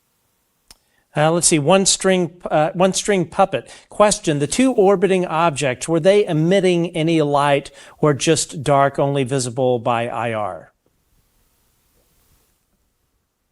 Well, they were definitely emitting some sort of light to be able to pick them up on the camera. It wasn't visible light to the human eye, but infrared. Okay, Jessica McGwier, this fly distracting me here. This is a phenomenal and honest conversation. Thanks for hosting. You're very welcome. Thanks to everyone tuning in. Heiser Hosey, question. Let me say hi. That's my daughter-in-law. Oh, awesome. Oh, yeah, McGwier, of course. Yeah, awesome. All right. Fantastic. You have a very smart father that could probably moonlight as Santa Claus at the local Macy's with that beard and red shirt. I don't know, maybe he is. And Carl, for that matter, has anyone ever told you that you look like Sean Cahill? I've gotten the Sean Cahill, and I've been called the Timu Jeremy Corbell. Oh my God, yeah, that's hilarious. Heiser Hosey, question for the panel: do you get a sense that they are trying to show themselves to you, or is it more of a response to you being there doing psionics? Would they still be there regardless? I think it's both. I think it's both. I think they're trying to show you. Yeah. And I would say for me and my philosophy on it is it's a teacher-student mentality. You are the student, they are the teacher, and they're working with you and showing you things and giving you a little bit higher of insight throughout these interactions. So I would say both on that personally. Oh, okay. Moneypenny Media. What is the longest duration that you have seen a plasma object in a luminescent capacity before it has disappeared? Obviously, as a magnetized plasma, with ionized gas, there is limited duration. That's above my head. So anyone want to take that? I'll take that one, and we'll see what everybody else says here. I had an interaction to where I sent out a request to the universe, and long story short, we ended up getting directed into a canyon to where we interacted with probably, I don't know, somewhere between 60 and 100 orbs. And we interacted with these formations on the side of a mountain for about 2.5 to 3 hours. And we had considerable missing time during that as well. But I would say that, 2.5, 3 hours is my longest that I've interacted with the same objects. When I was with Chris Bledsoe, we had 40-foot orbs, and I estimate 40 foot across because the closest they got was right above the treetops, which I later measured the height of the trees using trigonometry. So that thing stayed organized and around for minutes. And since then, I have been thinking nonstop how you keep plasma organized for minutes. It's fascinating. Okay. Now, one thing that I've seen here from Mick is wanting to know kind of the raw data in terms of time, date, and location. Is that something I'm always a little bit, to be honest, leery of Mick's requests, as I sort of think that there's a hidden agenda there. But I'll put that question to you guys. Is that something that you would be willing to put out for them to analyze whether their analysis is fair? That's a totally different question. Any response to that? Yeah, I'll say that. You know, when we go film, we know the time and the date where we're at, and we're pretty apparent when I upload the content that we film onto YouTube. I'm very clear when we filmed it that it was like a lot of that footage that we showed today was filmed right over Halloween weekend on Halloween night, and then on November 1st again over those 2 nights. And, you know, we'd have to go through the exact specific clips, but it's hard to say because I'll come home from these trips and we'll have hours of footage that's split up between a lot of conversations and a lot of documentary filmmaking. And so when these objects show up at different times, sometimes they'll be in the sky for hours at a time, and there'll be dozens of them or hundreds of them. And so, you know, take your pick. It's like a needle in a haystack. That's why you said it's a dangerous game to play with people who their only agenda is to debunk this, because they'll just take one specific moment that they can line up with Starlink or satellite flares, and then they'll just claim, well, we got you, you know, now we can debunk these are all just satellites. It's like, well, are you going to sit there and actually spend a month and go through like 8 hours of data and footage to actually debunk like all of these lights and all this phenomena? Because by the time you get done with that, we're already out researching again at another location or back up at the ranch gathering more with different pieces of equipment, and we're getting better and better. So they're always going to be behind the 8 ball and 2 or 3 months behind, because before they can even get done processing and trying to debunk what we caught over Halloween, we're already out filming the next documentary project at a new location. And so, you know, try to keep up. Oh, so I want to add what Nick's point is for him to do analysis of what satellites were visible, he needs the exact location and the exact times so that he can go on his tool or above, sky, heavens above, or whatever app he wants to use to see what things were actually visible. Like when Mike called me and asked me about what you guys were doing, I had the time and the location. And that's how I was able to count satellites in the sky and so forth. And so Mick and others are going to ask the same question. They need those pieces of evidence so they can go find what was above the horizon. Anyone else?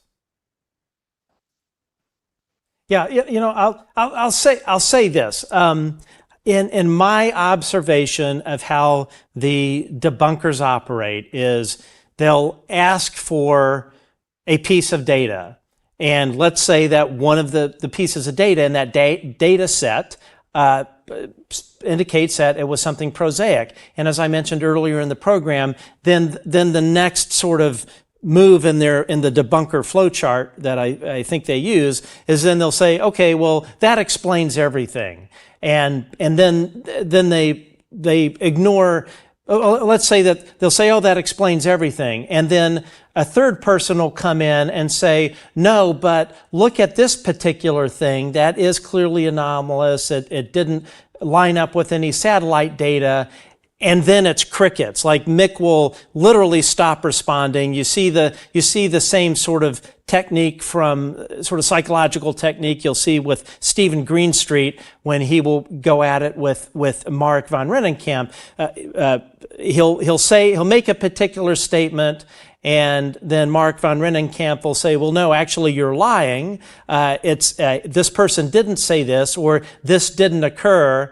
And then the next step in the debunker flowchart is to just ignore that. And I think what the debunkers know is that people will not follow down in a conversation thread. So they know that if they can throw one thing out there and then people lock onto it as the explanation, and then Mick and his acolytes will say, oh, well, then the rest of it must be bullshit. That's what everyone else will do.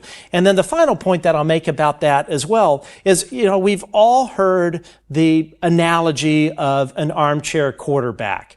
So somebody that's sitting in their easy chair in California, watching some football game, and will say, oh, well, the football coach shouldn't have made that call, or whatever. That person sitting in that chair, in their retirement chair in California, did not make the effort to go out to that football game or go out to that location where things are happening. So that is one of my criticisms of people like Mick West is this guy, he sits in his lazy boy recliner, will not go out and say, hey, I want to go out with you guys and see these things for myself.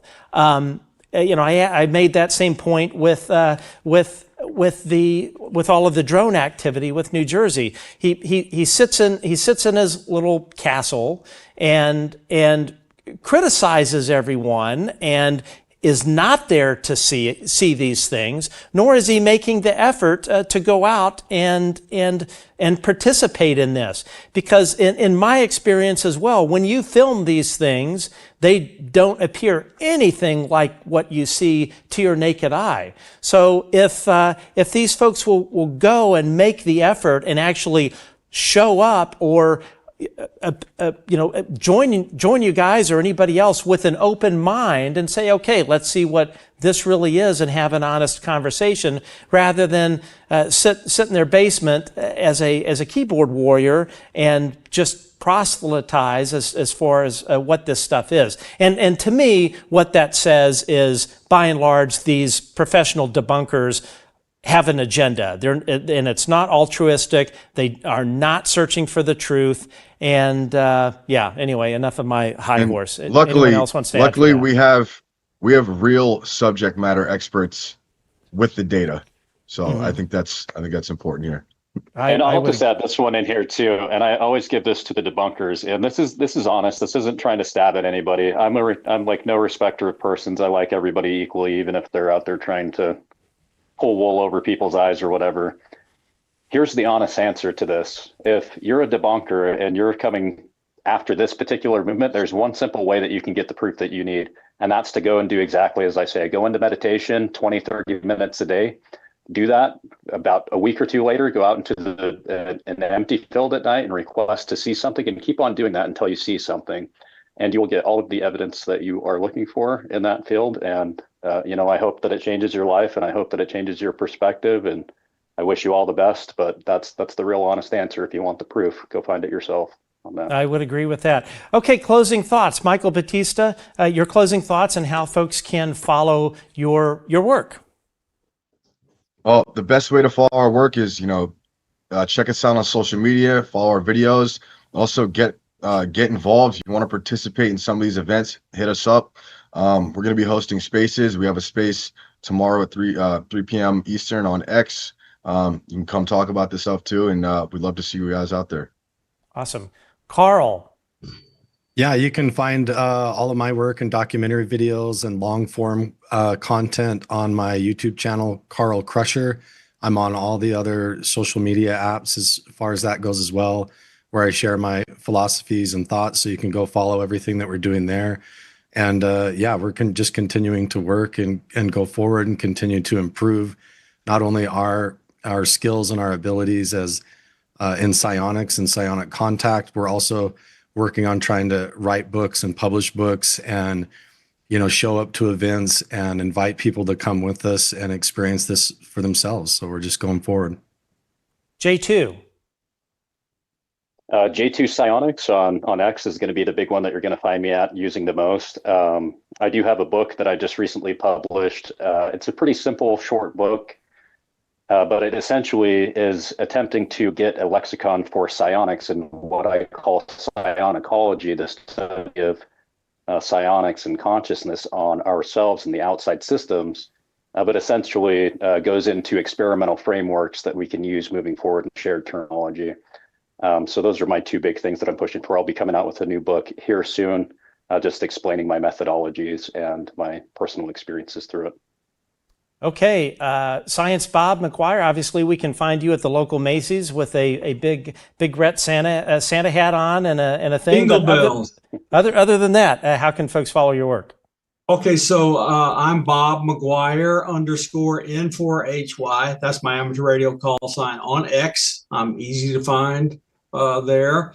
And on github.com/N4HY is the software repositories that I do. And you'll find an increasing number of repositories as I build a collection of tools that will help observers separate prosaic from unusual, and it's going to get very sophisticated very quickly. So people may have seen Gary Nolan on a YouTube thing with Ross Summers recently. I will be on one of those shows coming up. I'm going to discuss the system I am building, and I will be a speaker at SCU in Canada in July, where I hope to be demonstrating parts of the system I am building. So each of us is trying to do our part, and I think we should do that. And lastly, I want to thank Mick West for pointing out to me the obvious, which I should have noticed, which is these satellites, especially the Starlinks, maintain their attitude for operational reasons, making it easy to predict when they are in flares, and that will be in Visible Ephemeris CPP shortly. I love that, and yeah, no, that's great. And actually, I was just looking through the chat here, and let's see. I thought this was quite amusing. Money Penny Media, and I think I know who this lady is. She goes says Carl must be hot with a little fire emoji. So Carl, you clearly have a female a female fan in the chat.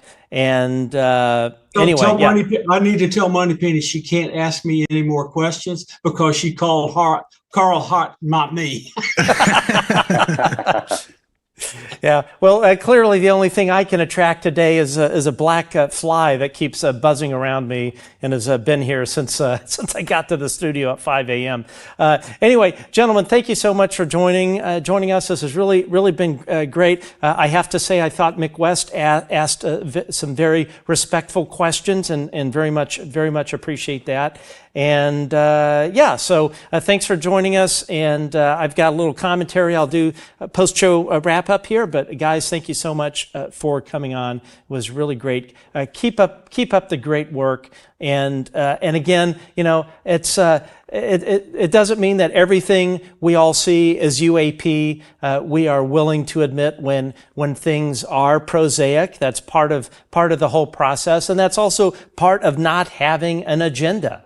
And I think that is really important, because what that says is that you follow the data, you follow the information. We can certainly all be wrong about certain things, but just because a few things may end up being Starlink flares or a seagull or a balloon, it doesn't mean that the whole data set is that there are things that are truly not prosaic, and in my opinion, clearly non-human intelligence. So, folks, thanks for joining us. This has been a bit of a long show, and yeah, I look forward to having all of you back on.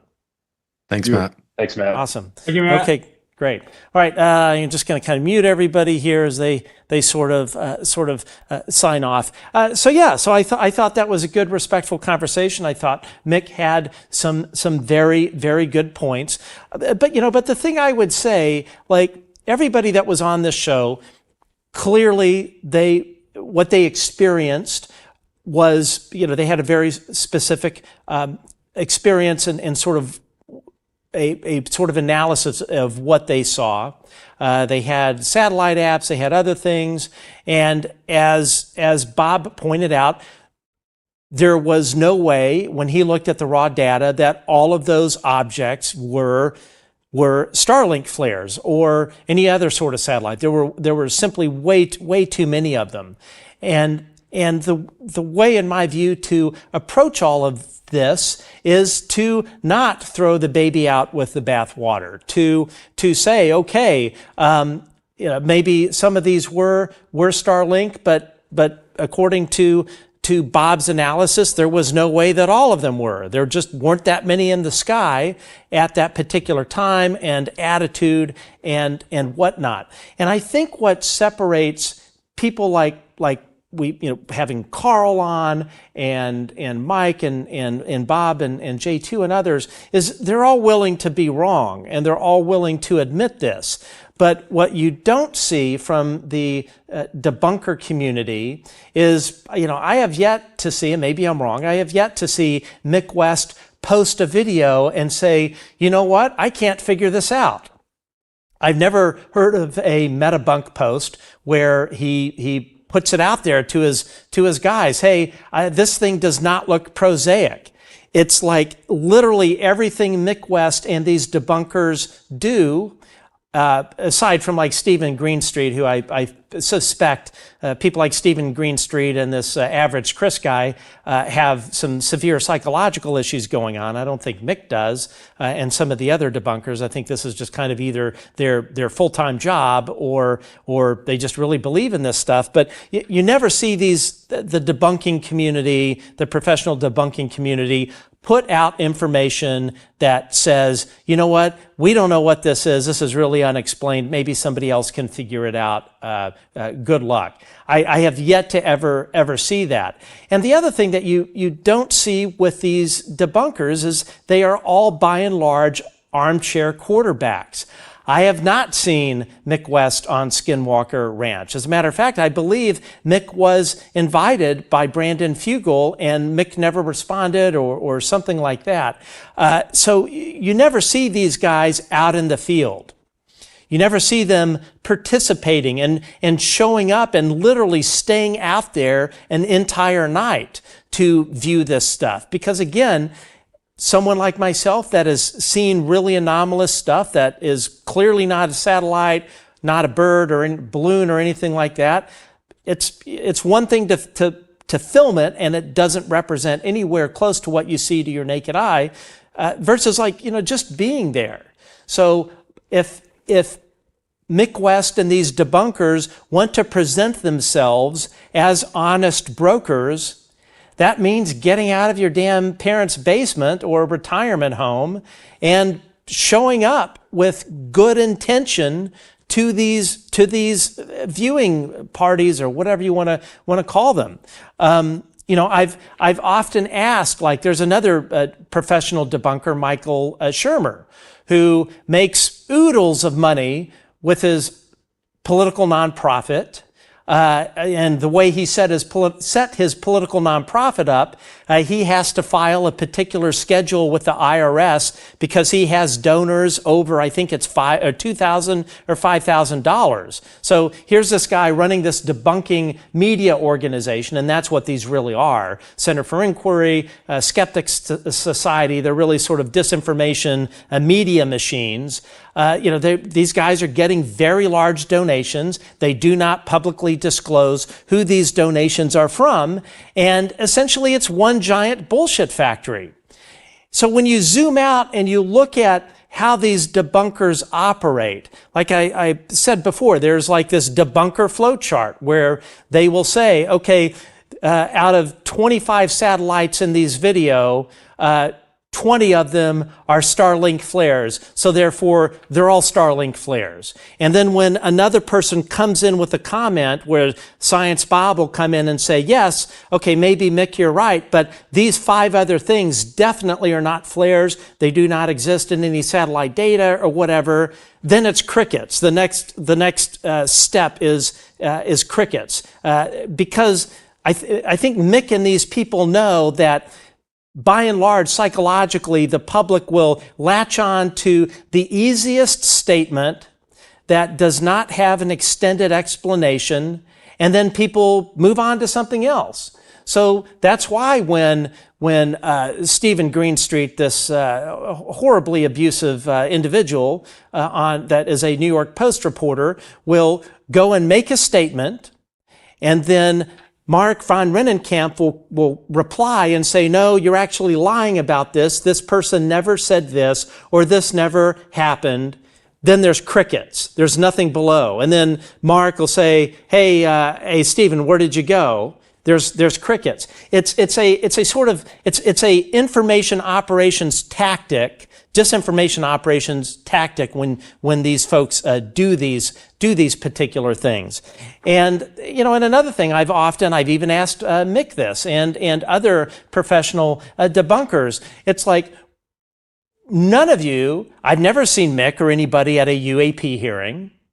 I've asked Mick West, hey, have you ever spoken to a United States senator or a United States senator or congressman's national security staffer and had a one-on-one conversation? I've asked all of these debunkers that.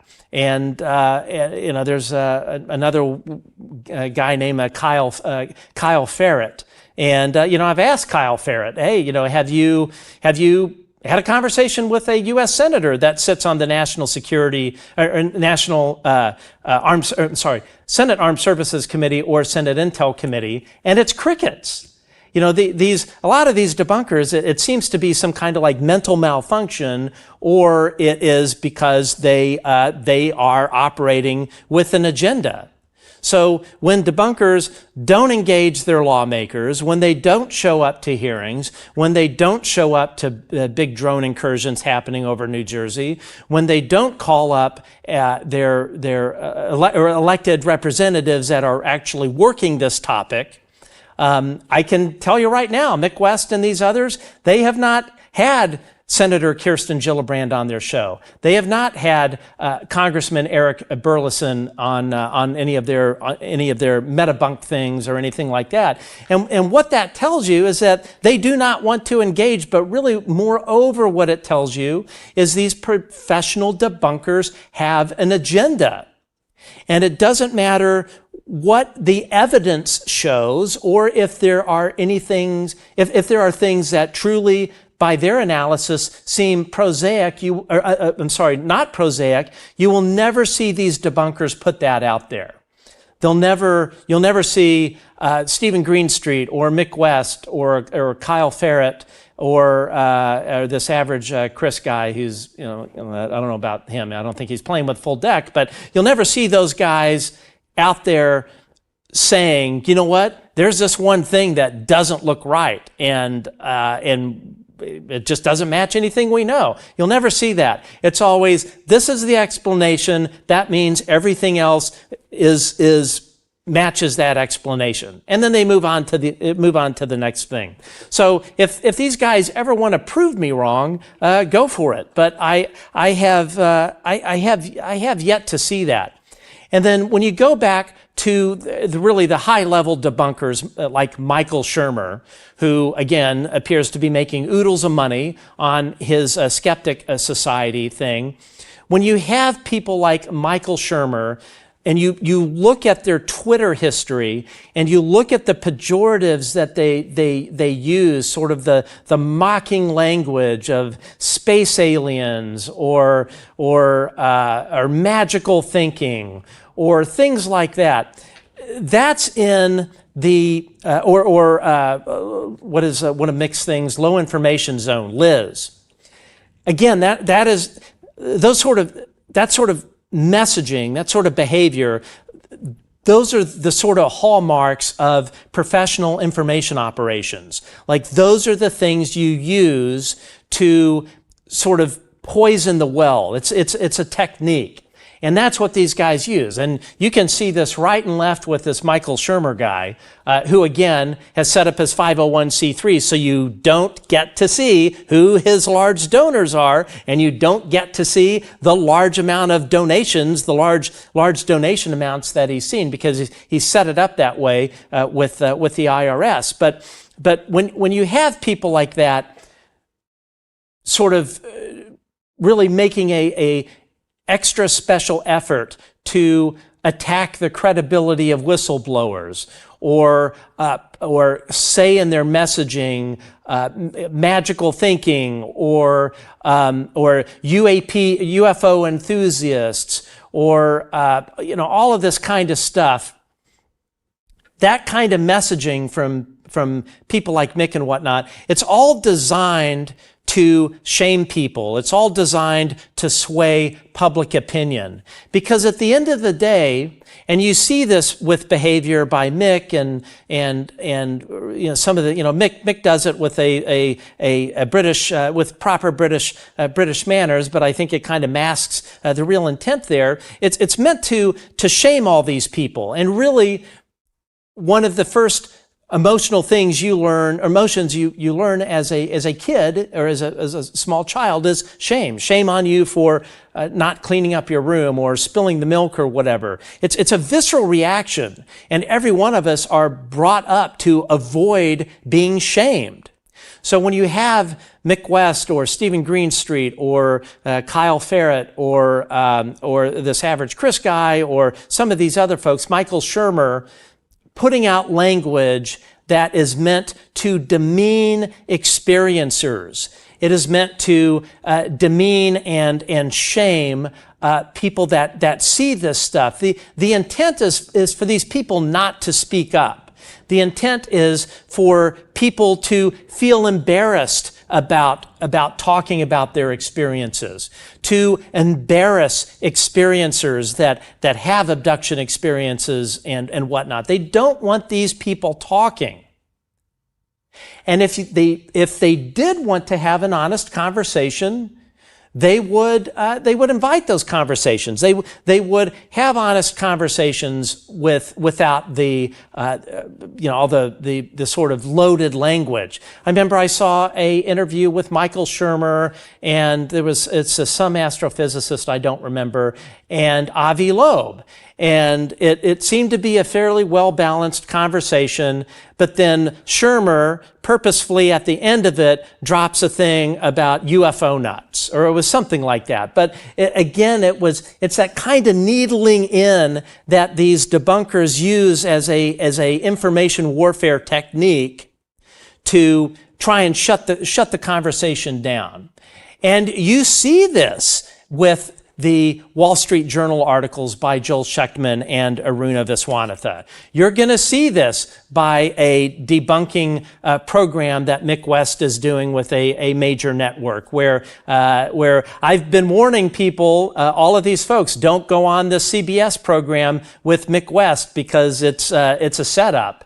It's a trap, as whatever that guy said in Star Wars, because these folks are not operating from a altruistic point of reasoning or purpose. It's just not how these folks operate, and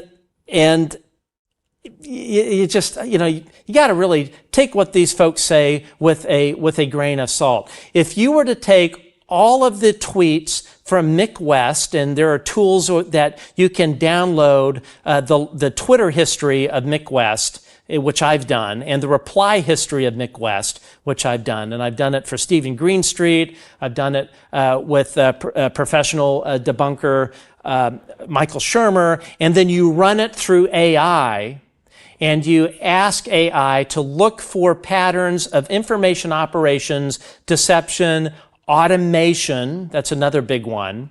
I think if you guys want a project to do over Christmas break, have Grok go through and run an analysis on the Twitter activity of all of these debunkers.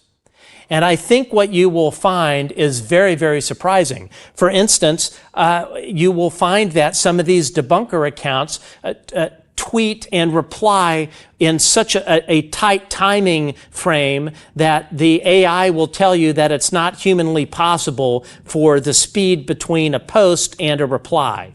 And a lot of these AI models will say that a lot of these debunker accounts show signs of information operations or psychological operations or automation at a minimum level.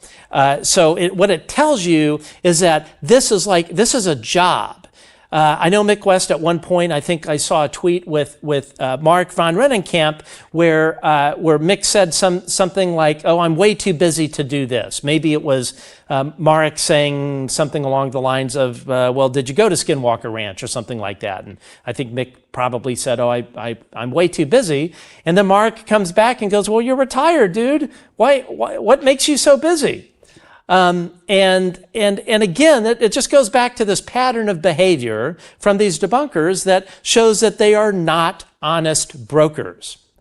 And then another thing that you will see too, if you take Grok and you have it analyze the debunker accounts, you say, Grok, look at all the tweets and replies for a particular account, and then compare it to statements from the Department of Defense, particularly Susan Goff. And you'll see this with this Stephen Greenstreet clown. Grok will tell you that there appears to be some level of coordination due to when a tweet or a message would come out from Stephen Greenstreet and when something would come out from Dr. Sean Kirkpatrick or Tim Phillips of Arrow. And it is what you will see with that. Now the final thing that I'm going to comment on, I did an episode recently about Arrow. Arrow is the Pentagon's all-domain anomaly resolution office that was set up, I think, like 3 years ago, after the DOD basically freaked out when they discovered that Senator Kirsten Gillibrand and others were trying to set up a congressional sort of UAP study group or task force. So Deputy Secretary of Defense Kathy Hicks freaks the fuck out and forms Arrow. So right off the bat, Arrow gets formed. Dr. Sean Kirkpatrick is set up to be the director of this thing. And actually before it was called AOI MSG. So Sean Kirkpatrick gets put in there. And then right off the bat, there's some weird shit going on. Like one of the things that I have not publicly stated, I don't believe, is that Sean Kirkpatrick, that first year, never spent, almost did not spend a dime of his classified budget. That tells you right there, there's something fishy. So I've said all along that Arrow is a disinformation flypaper operation, that it is part of what is called an information operation or IO campaign. You can go and look up the term IO or information operations in Army psychological operations field manuals going back to like 2016.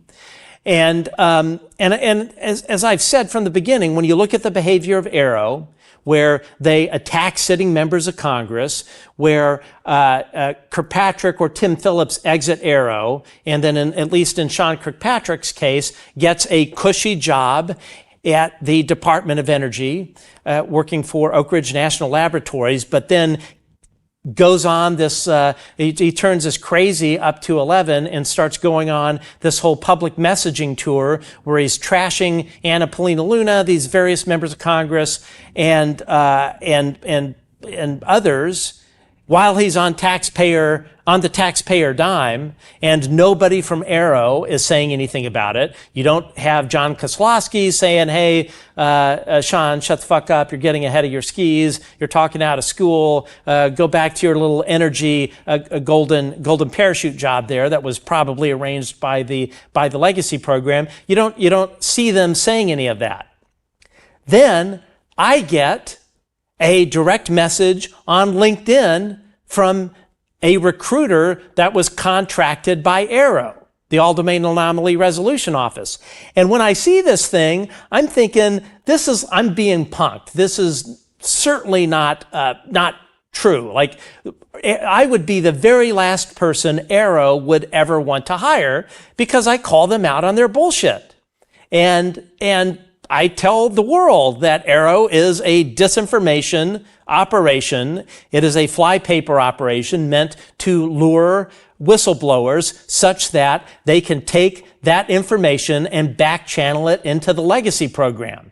As a matter of fact, a letter that I wrote to Congress is part of the congressional record now, official congressional record, that detailed that this individual, Glenn Gaffney, who was the CIA at one point, the director of science and technology for the CIA, was sitting on Sean's little secret board and was very likely back channeling confidential information back into the legacy program.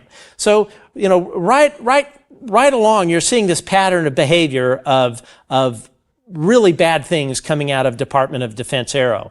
So then fast forward to a week and a half, 2 weeks ago, I get this direct message on my LinkedIn from an Arrow recruiter saying, "Hey, Matt, we think that you would be a really good fit for this job.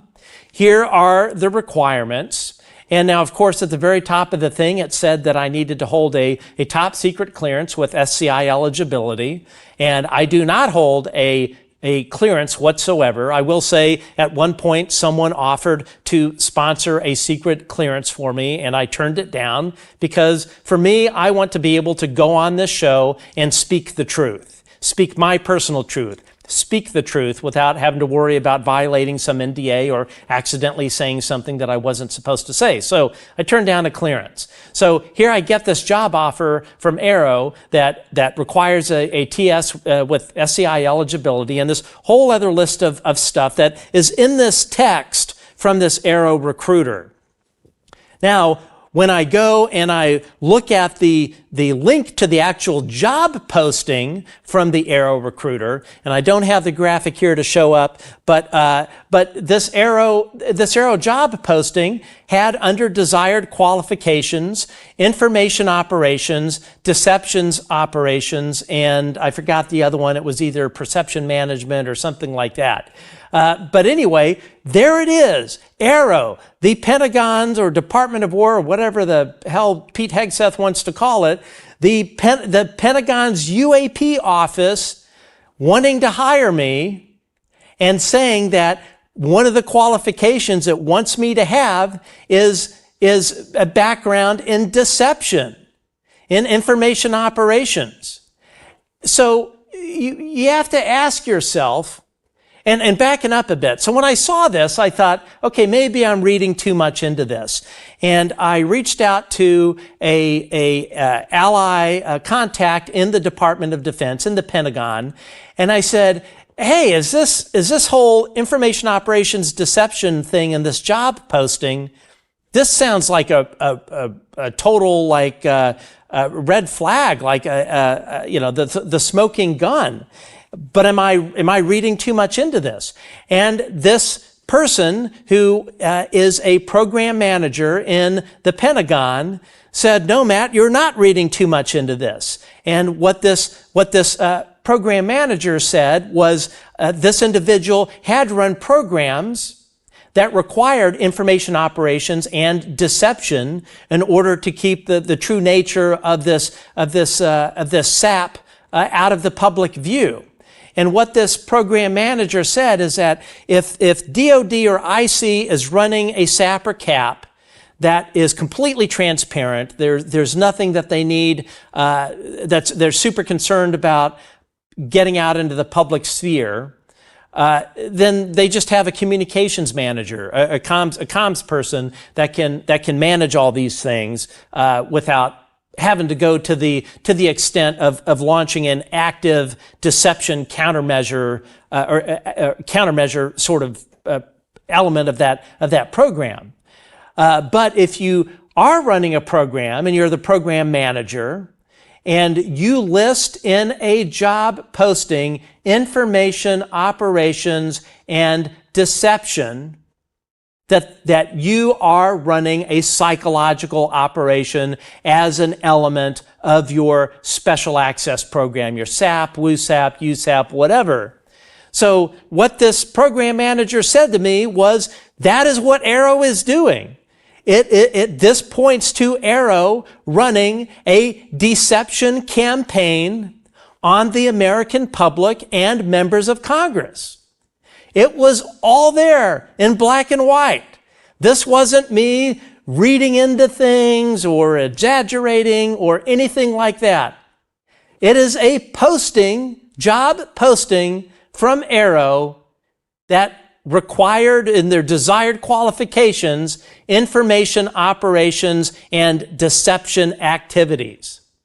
And the other thing this program manager pointed out, because I said, oh, okay, well, does this mean maybe that's aimed at countering foreign influence or wanting to know if a foreign program was using deception operations or information operations? And that program manager said, no. Why they put that in that job posting, that Arrow job posting, that is meant for public dissemination amongst the American public. That is not analyzing something that a foreign actor is doing. This program manager said, if you need to run disinformation operations and perception management on the public, that's what you put in your job posting.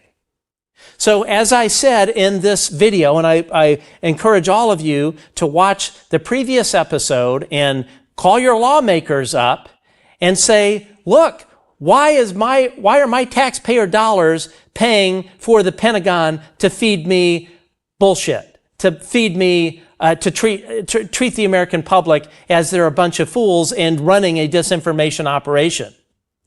Arrow has to be defunded, full stop. Arrow, the Pentagon, Department of War's All-Domain Anomaly Resolution Office is a bullshit factory that is wasting your taxpayer dollars.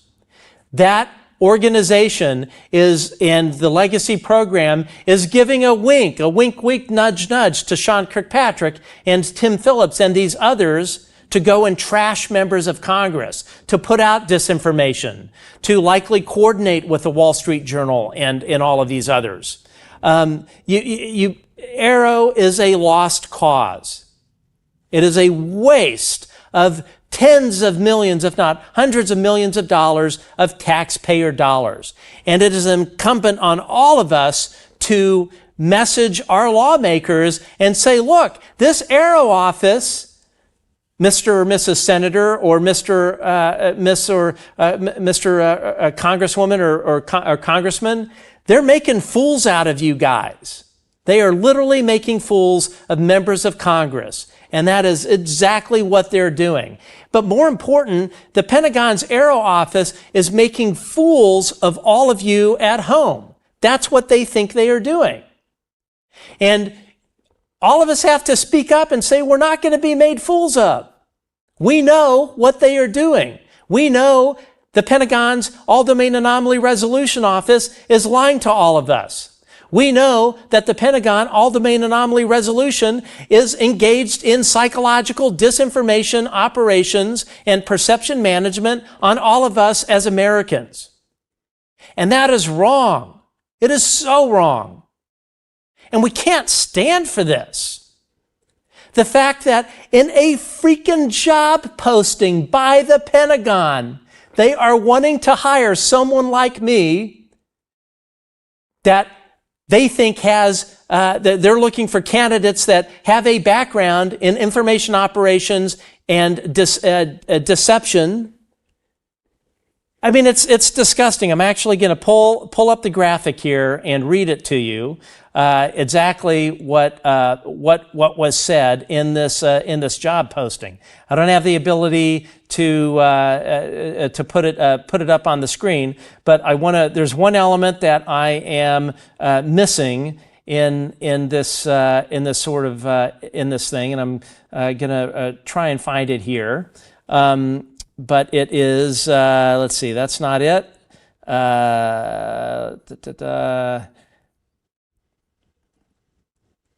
And sorry, folks, stick with me. Okay, I'm getting close. This was in the Arrow job posting.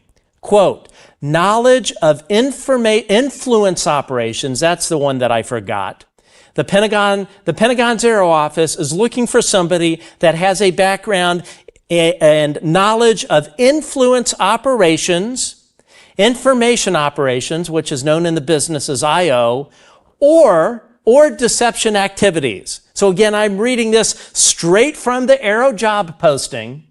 And to the debunkers out there that say, oh, Ford's exaggerating or all of that, these debunkers, as usual, are lying straight to your face. But when they are saying knowledge of influence operations, information operations, or deception activities, that just says right there in black and white that the Pentagon is lying to Congress and they are lying to the American people, and they're doing it with a smile on their face and their fingers crossed behind their backs where you can't see them. That is bullshit. That is un-American. And that is why you have this rot on American democracy and elsewhere. You cannot trust the Pentagon office to do its damn job and to not try and run psychological operations on the American public and members of Congress.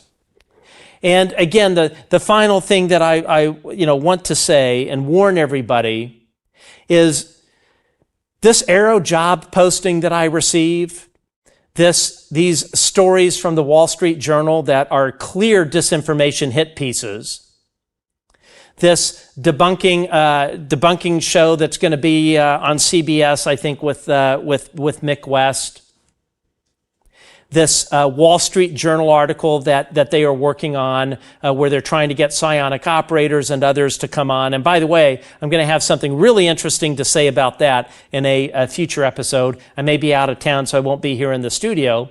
All of this is an overarching communications plan by Arrow, by the Legacy Program, by the CIA to do a few things. One, derail the UAP Disclosure Act, which they've done that. Two, to message publicly that the All-Domain Anomaly Resolution Office is perfectly funded, they're doing good work, and they want to get to the bottom of it just like anyone else. They want to message that. They also want to try and get this FBI UAP task force disbanded. But then the final thing that Sean Kirkpatrick, the Legacy Program, Tim Phillips, the Department of War, and the CIA, the number one thing they want to accomplish with this overarching comms plan is to message that members of Congress are wasting taxpayer dollars with these hearings. Let me say that again. The Legacy Program, the CIA, Department of Energy, the Department of War, this overarching communications plan, which was hatched around the very beginning of this year, right around January into February, the overarching goal of that SAP it probably sits in a cap as well, but that special access program is in the end to successfully message that members of Congress are wasting taxpayer dollars by holding hearings, by having a federal secrets task force. That is the goal. Because the minute they can convince members of Congress that their constituents are beginning to think that they're wasting their hard-earned tax dollars, these members of Congress, understandably so, are going to drop that hot potato. That is what this overarching IO, Information Operations, SAP, is up to in the DOD, or DOW, whatever the hell Hegseth wants to call it. That is the goal. The other goal, and part of how they are going to accomplish that, is the Department of War, the Pentagon, and the Legacy Program, and the DOE. They do not want members of Congress to keep digging into the nuclear issue. I've said it on previous shows, and I will say it again.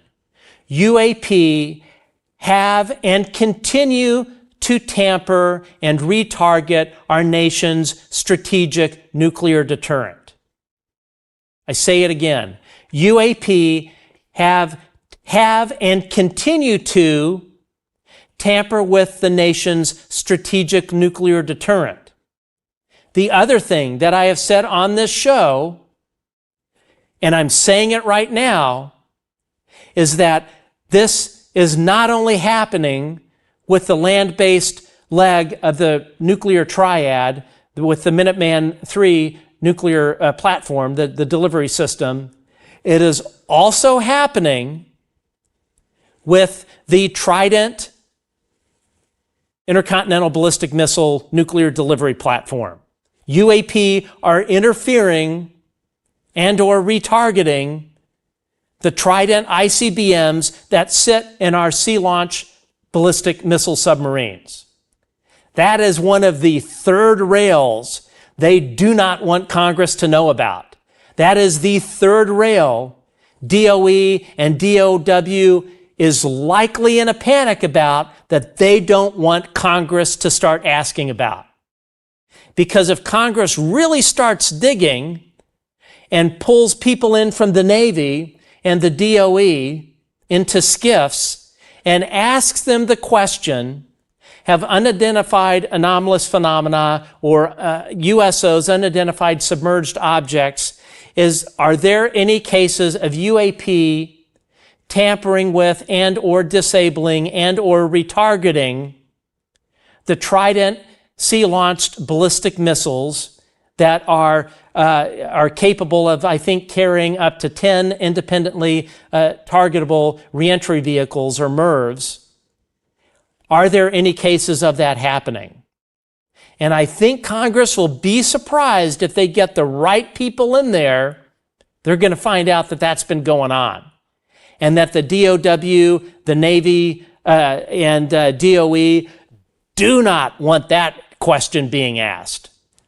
Because out of any leg of the United States nuclear triad, the sea-based leg of that triad is perhaps the most important in terms of nuclear stability and having a nuclear counterforce available in the event of a first strike by an adversarial nation.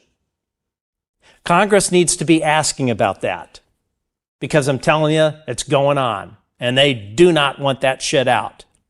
So Congress, do some digging, put some people in some skiffs, and I think you will be surprised. But moreover, members of Congress, and I know there are members of Congress that regularly watch this show, that are involved in the decision-making process with the UAP problem, and their staffers that are watching this, you got to cut the cord on Arrow. You've got to defund it.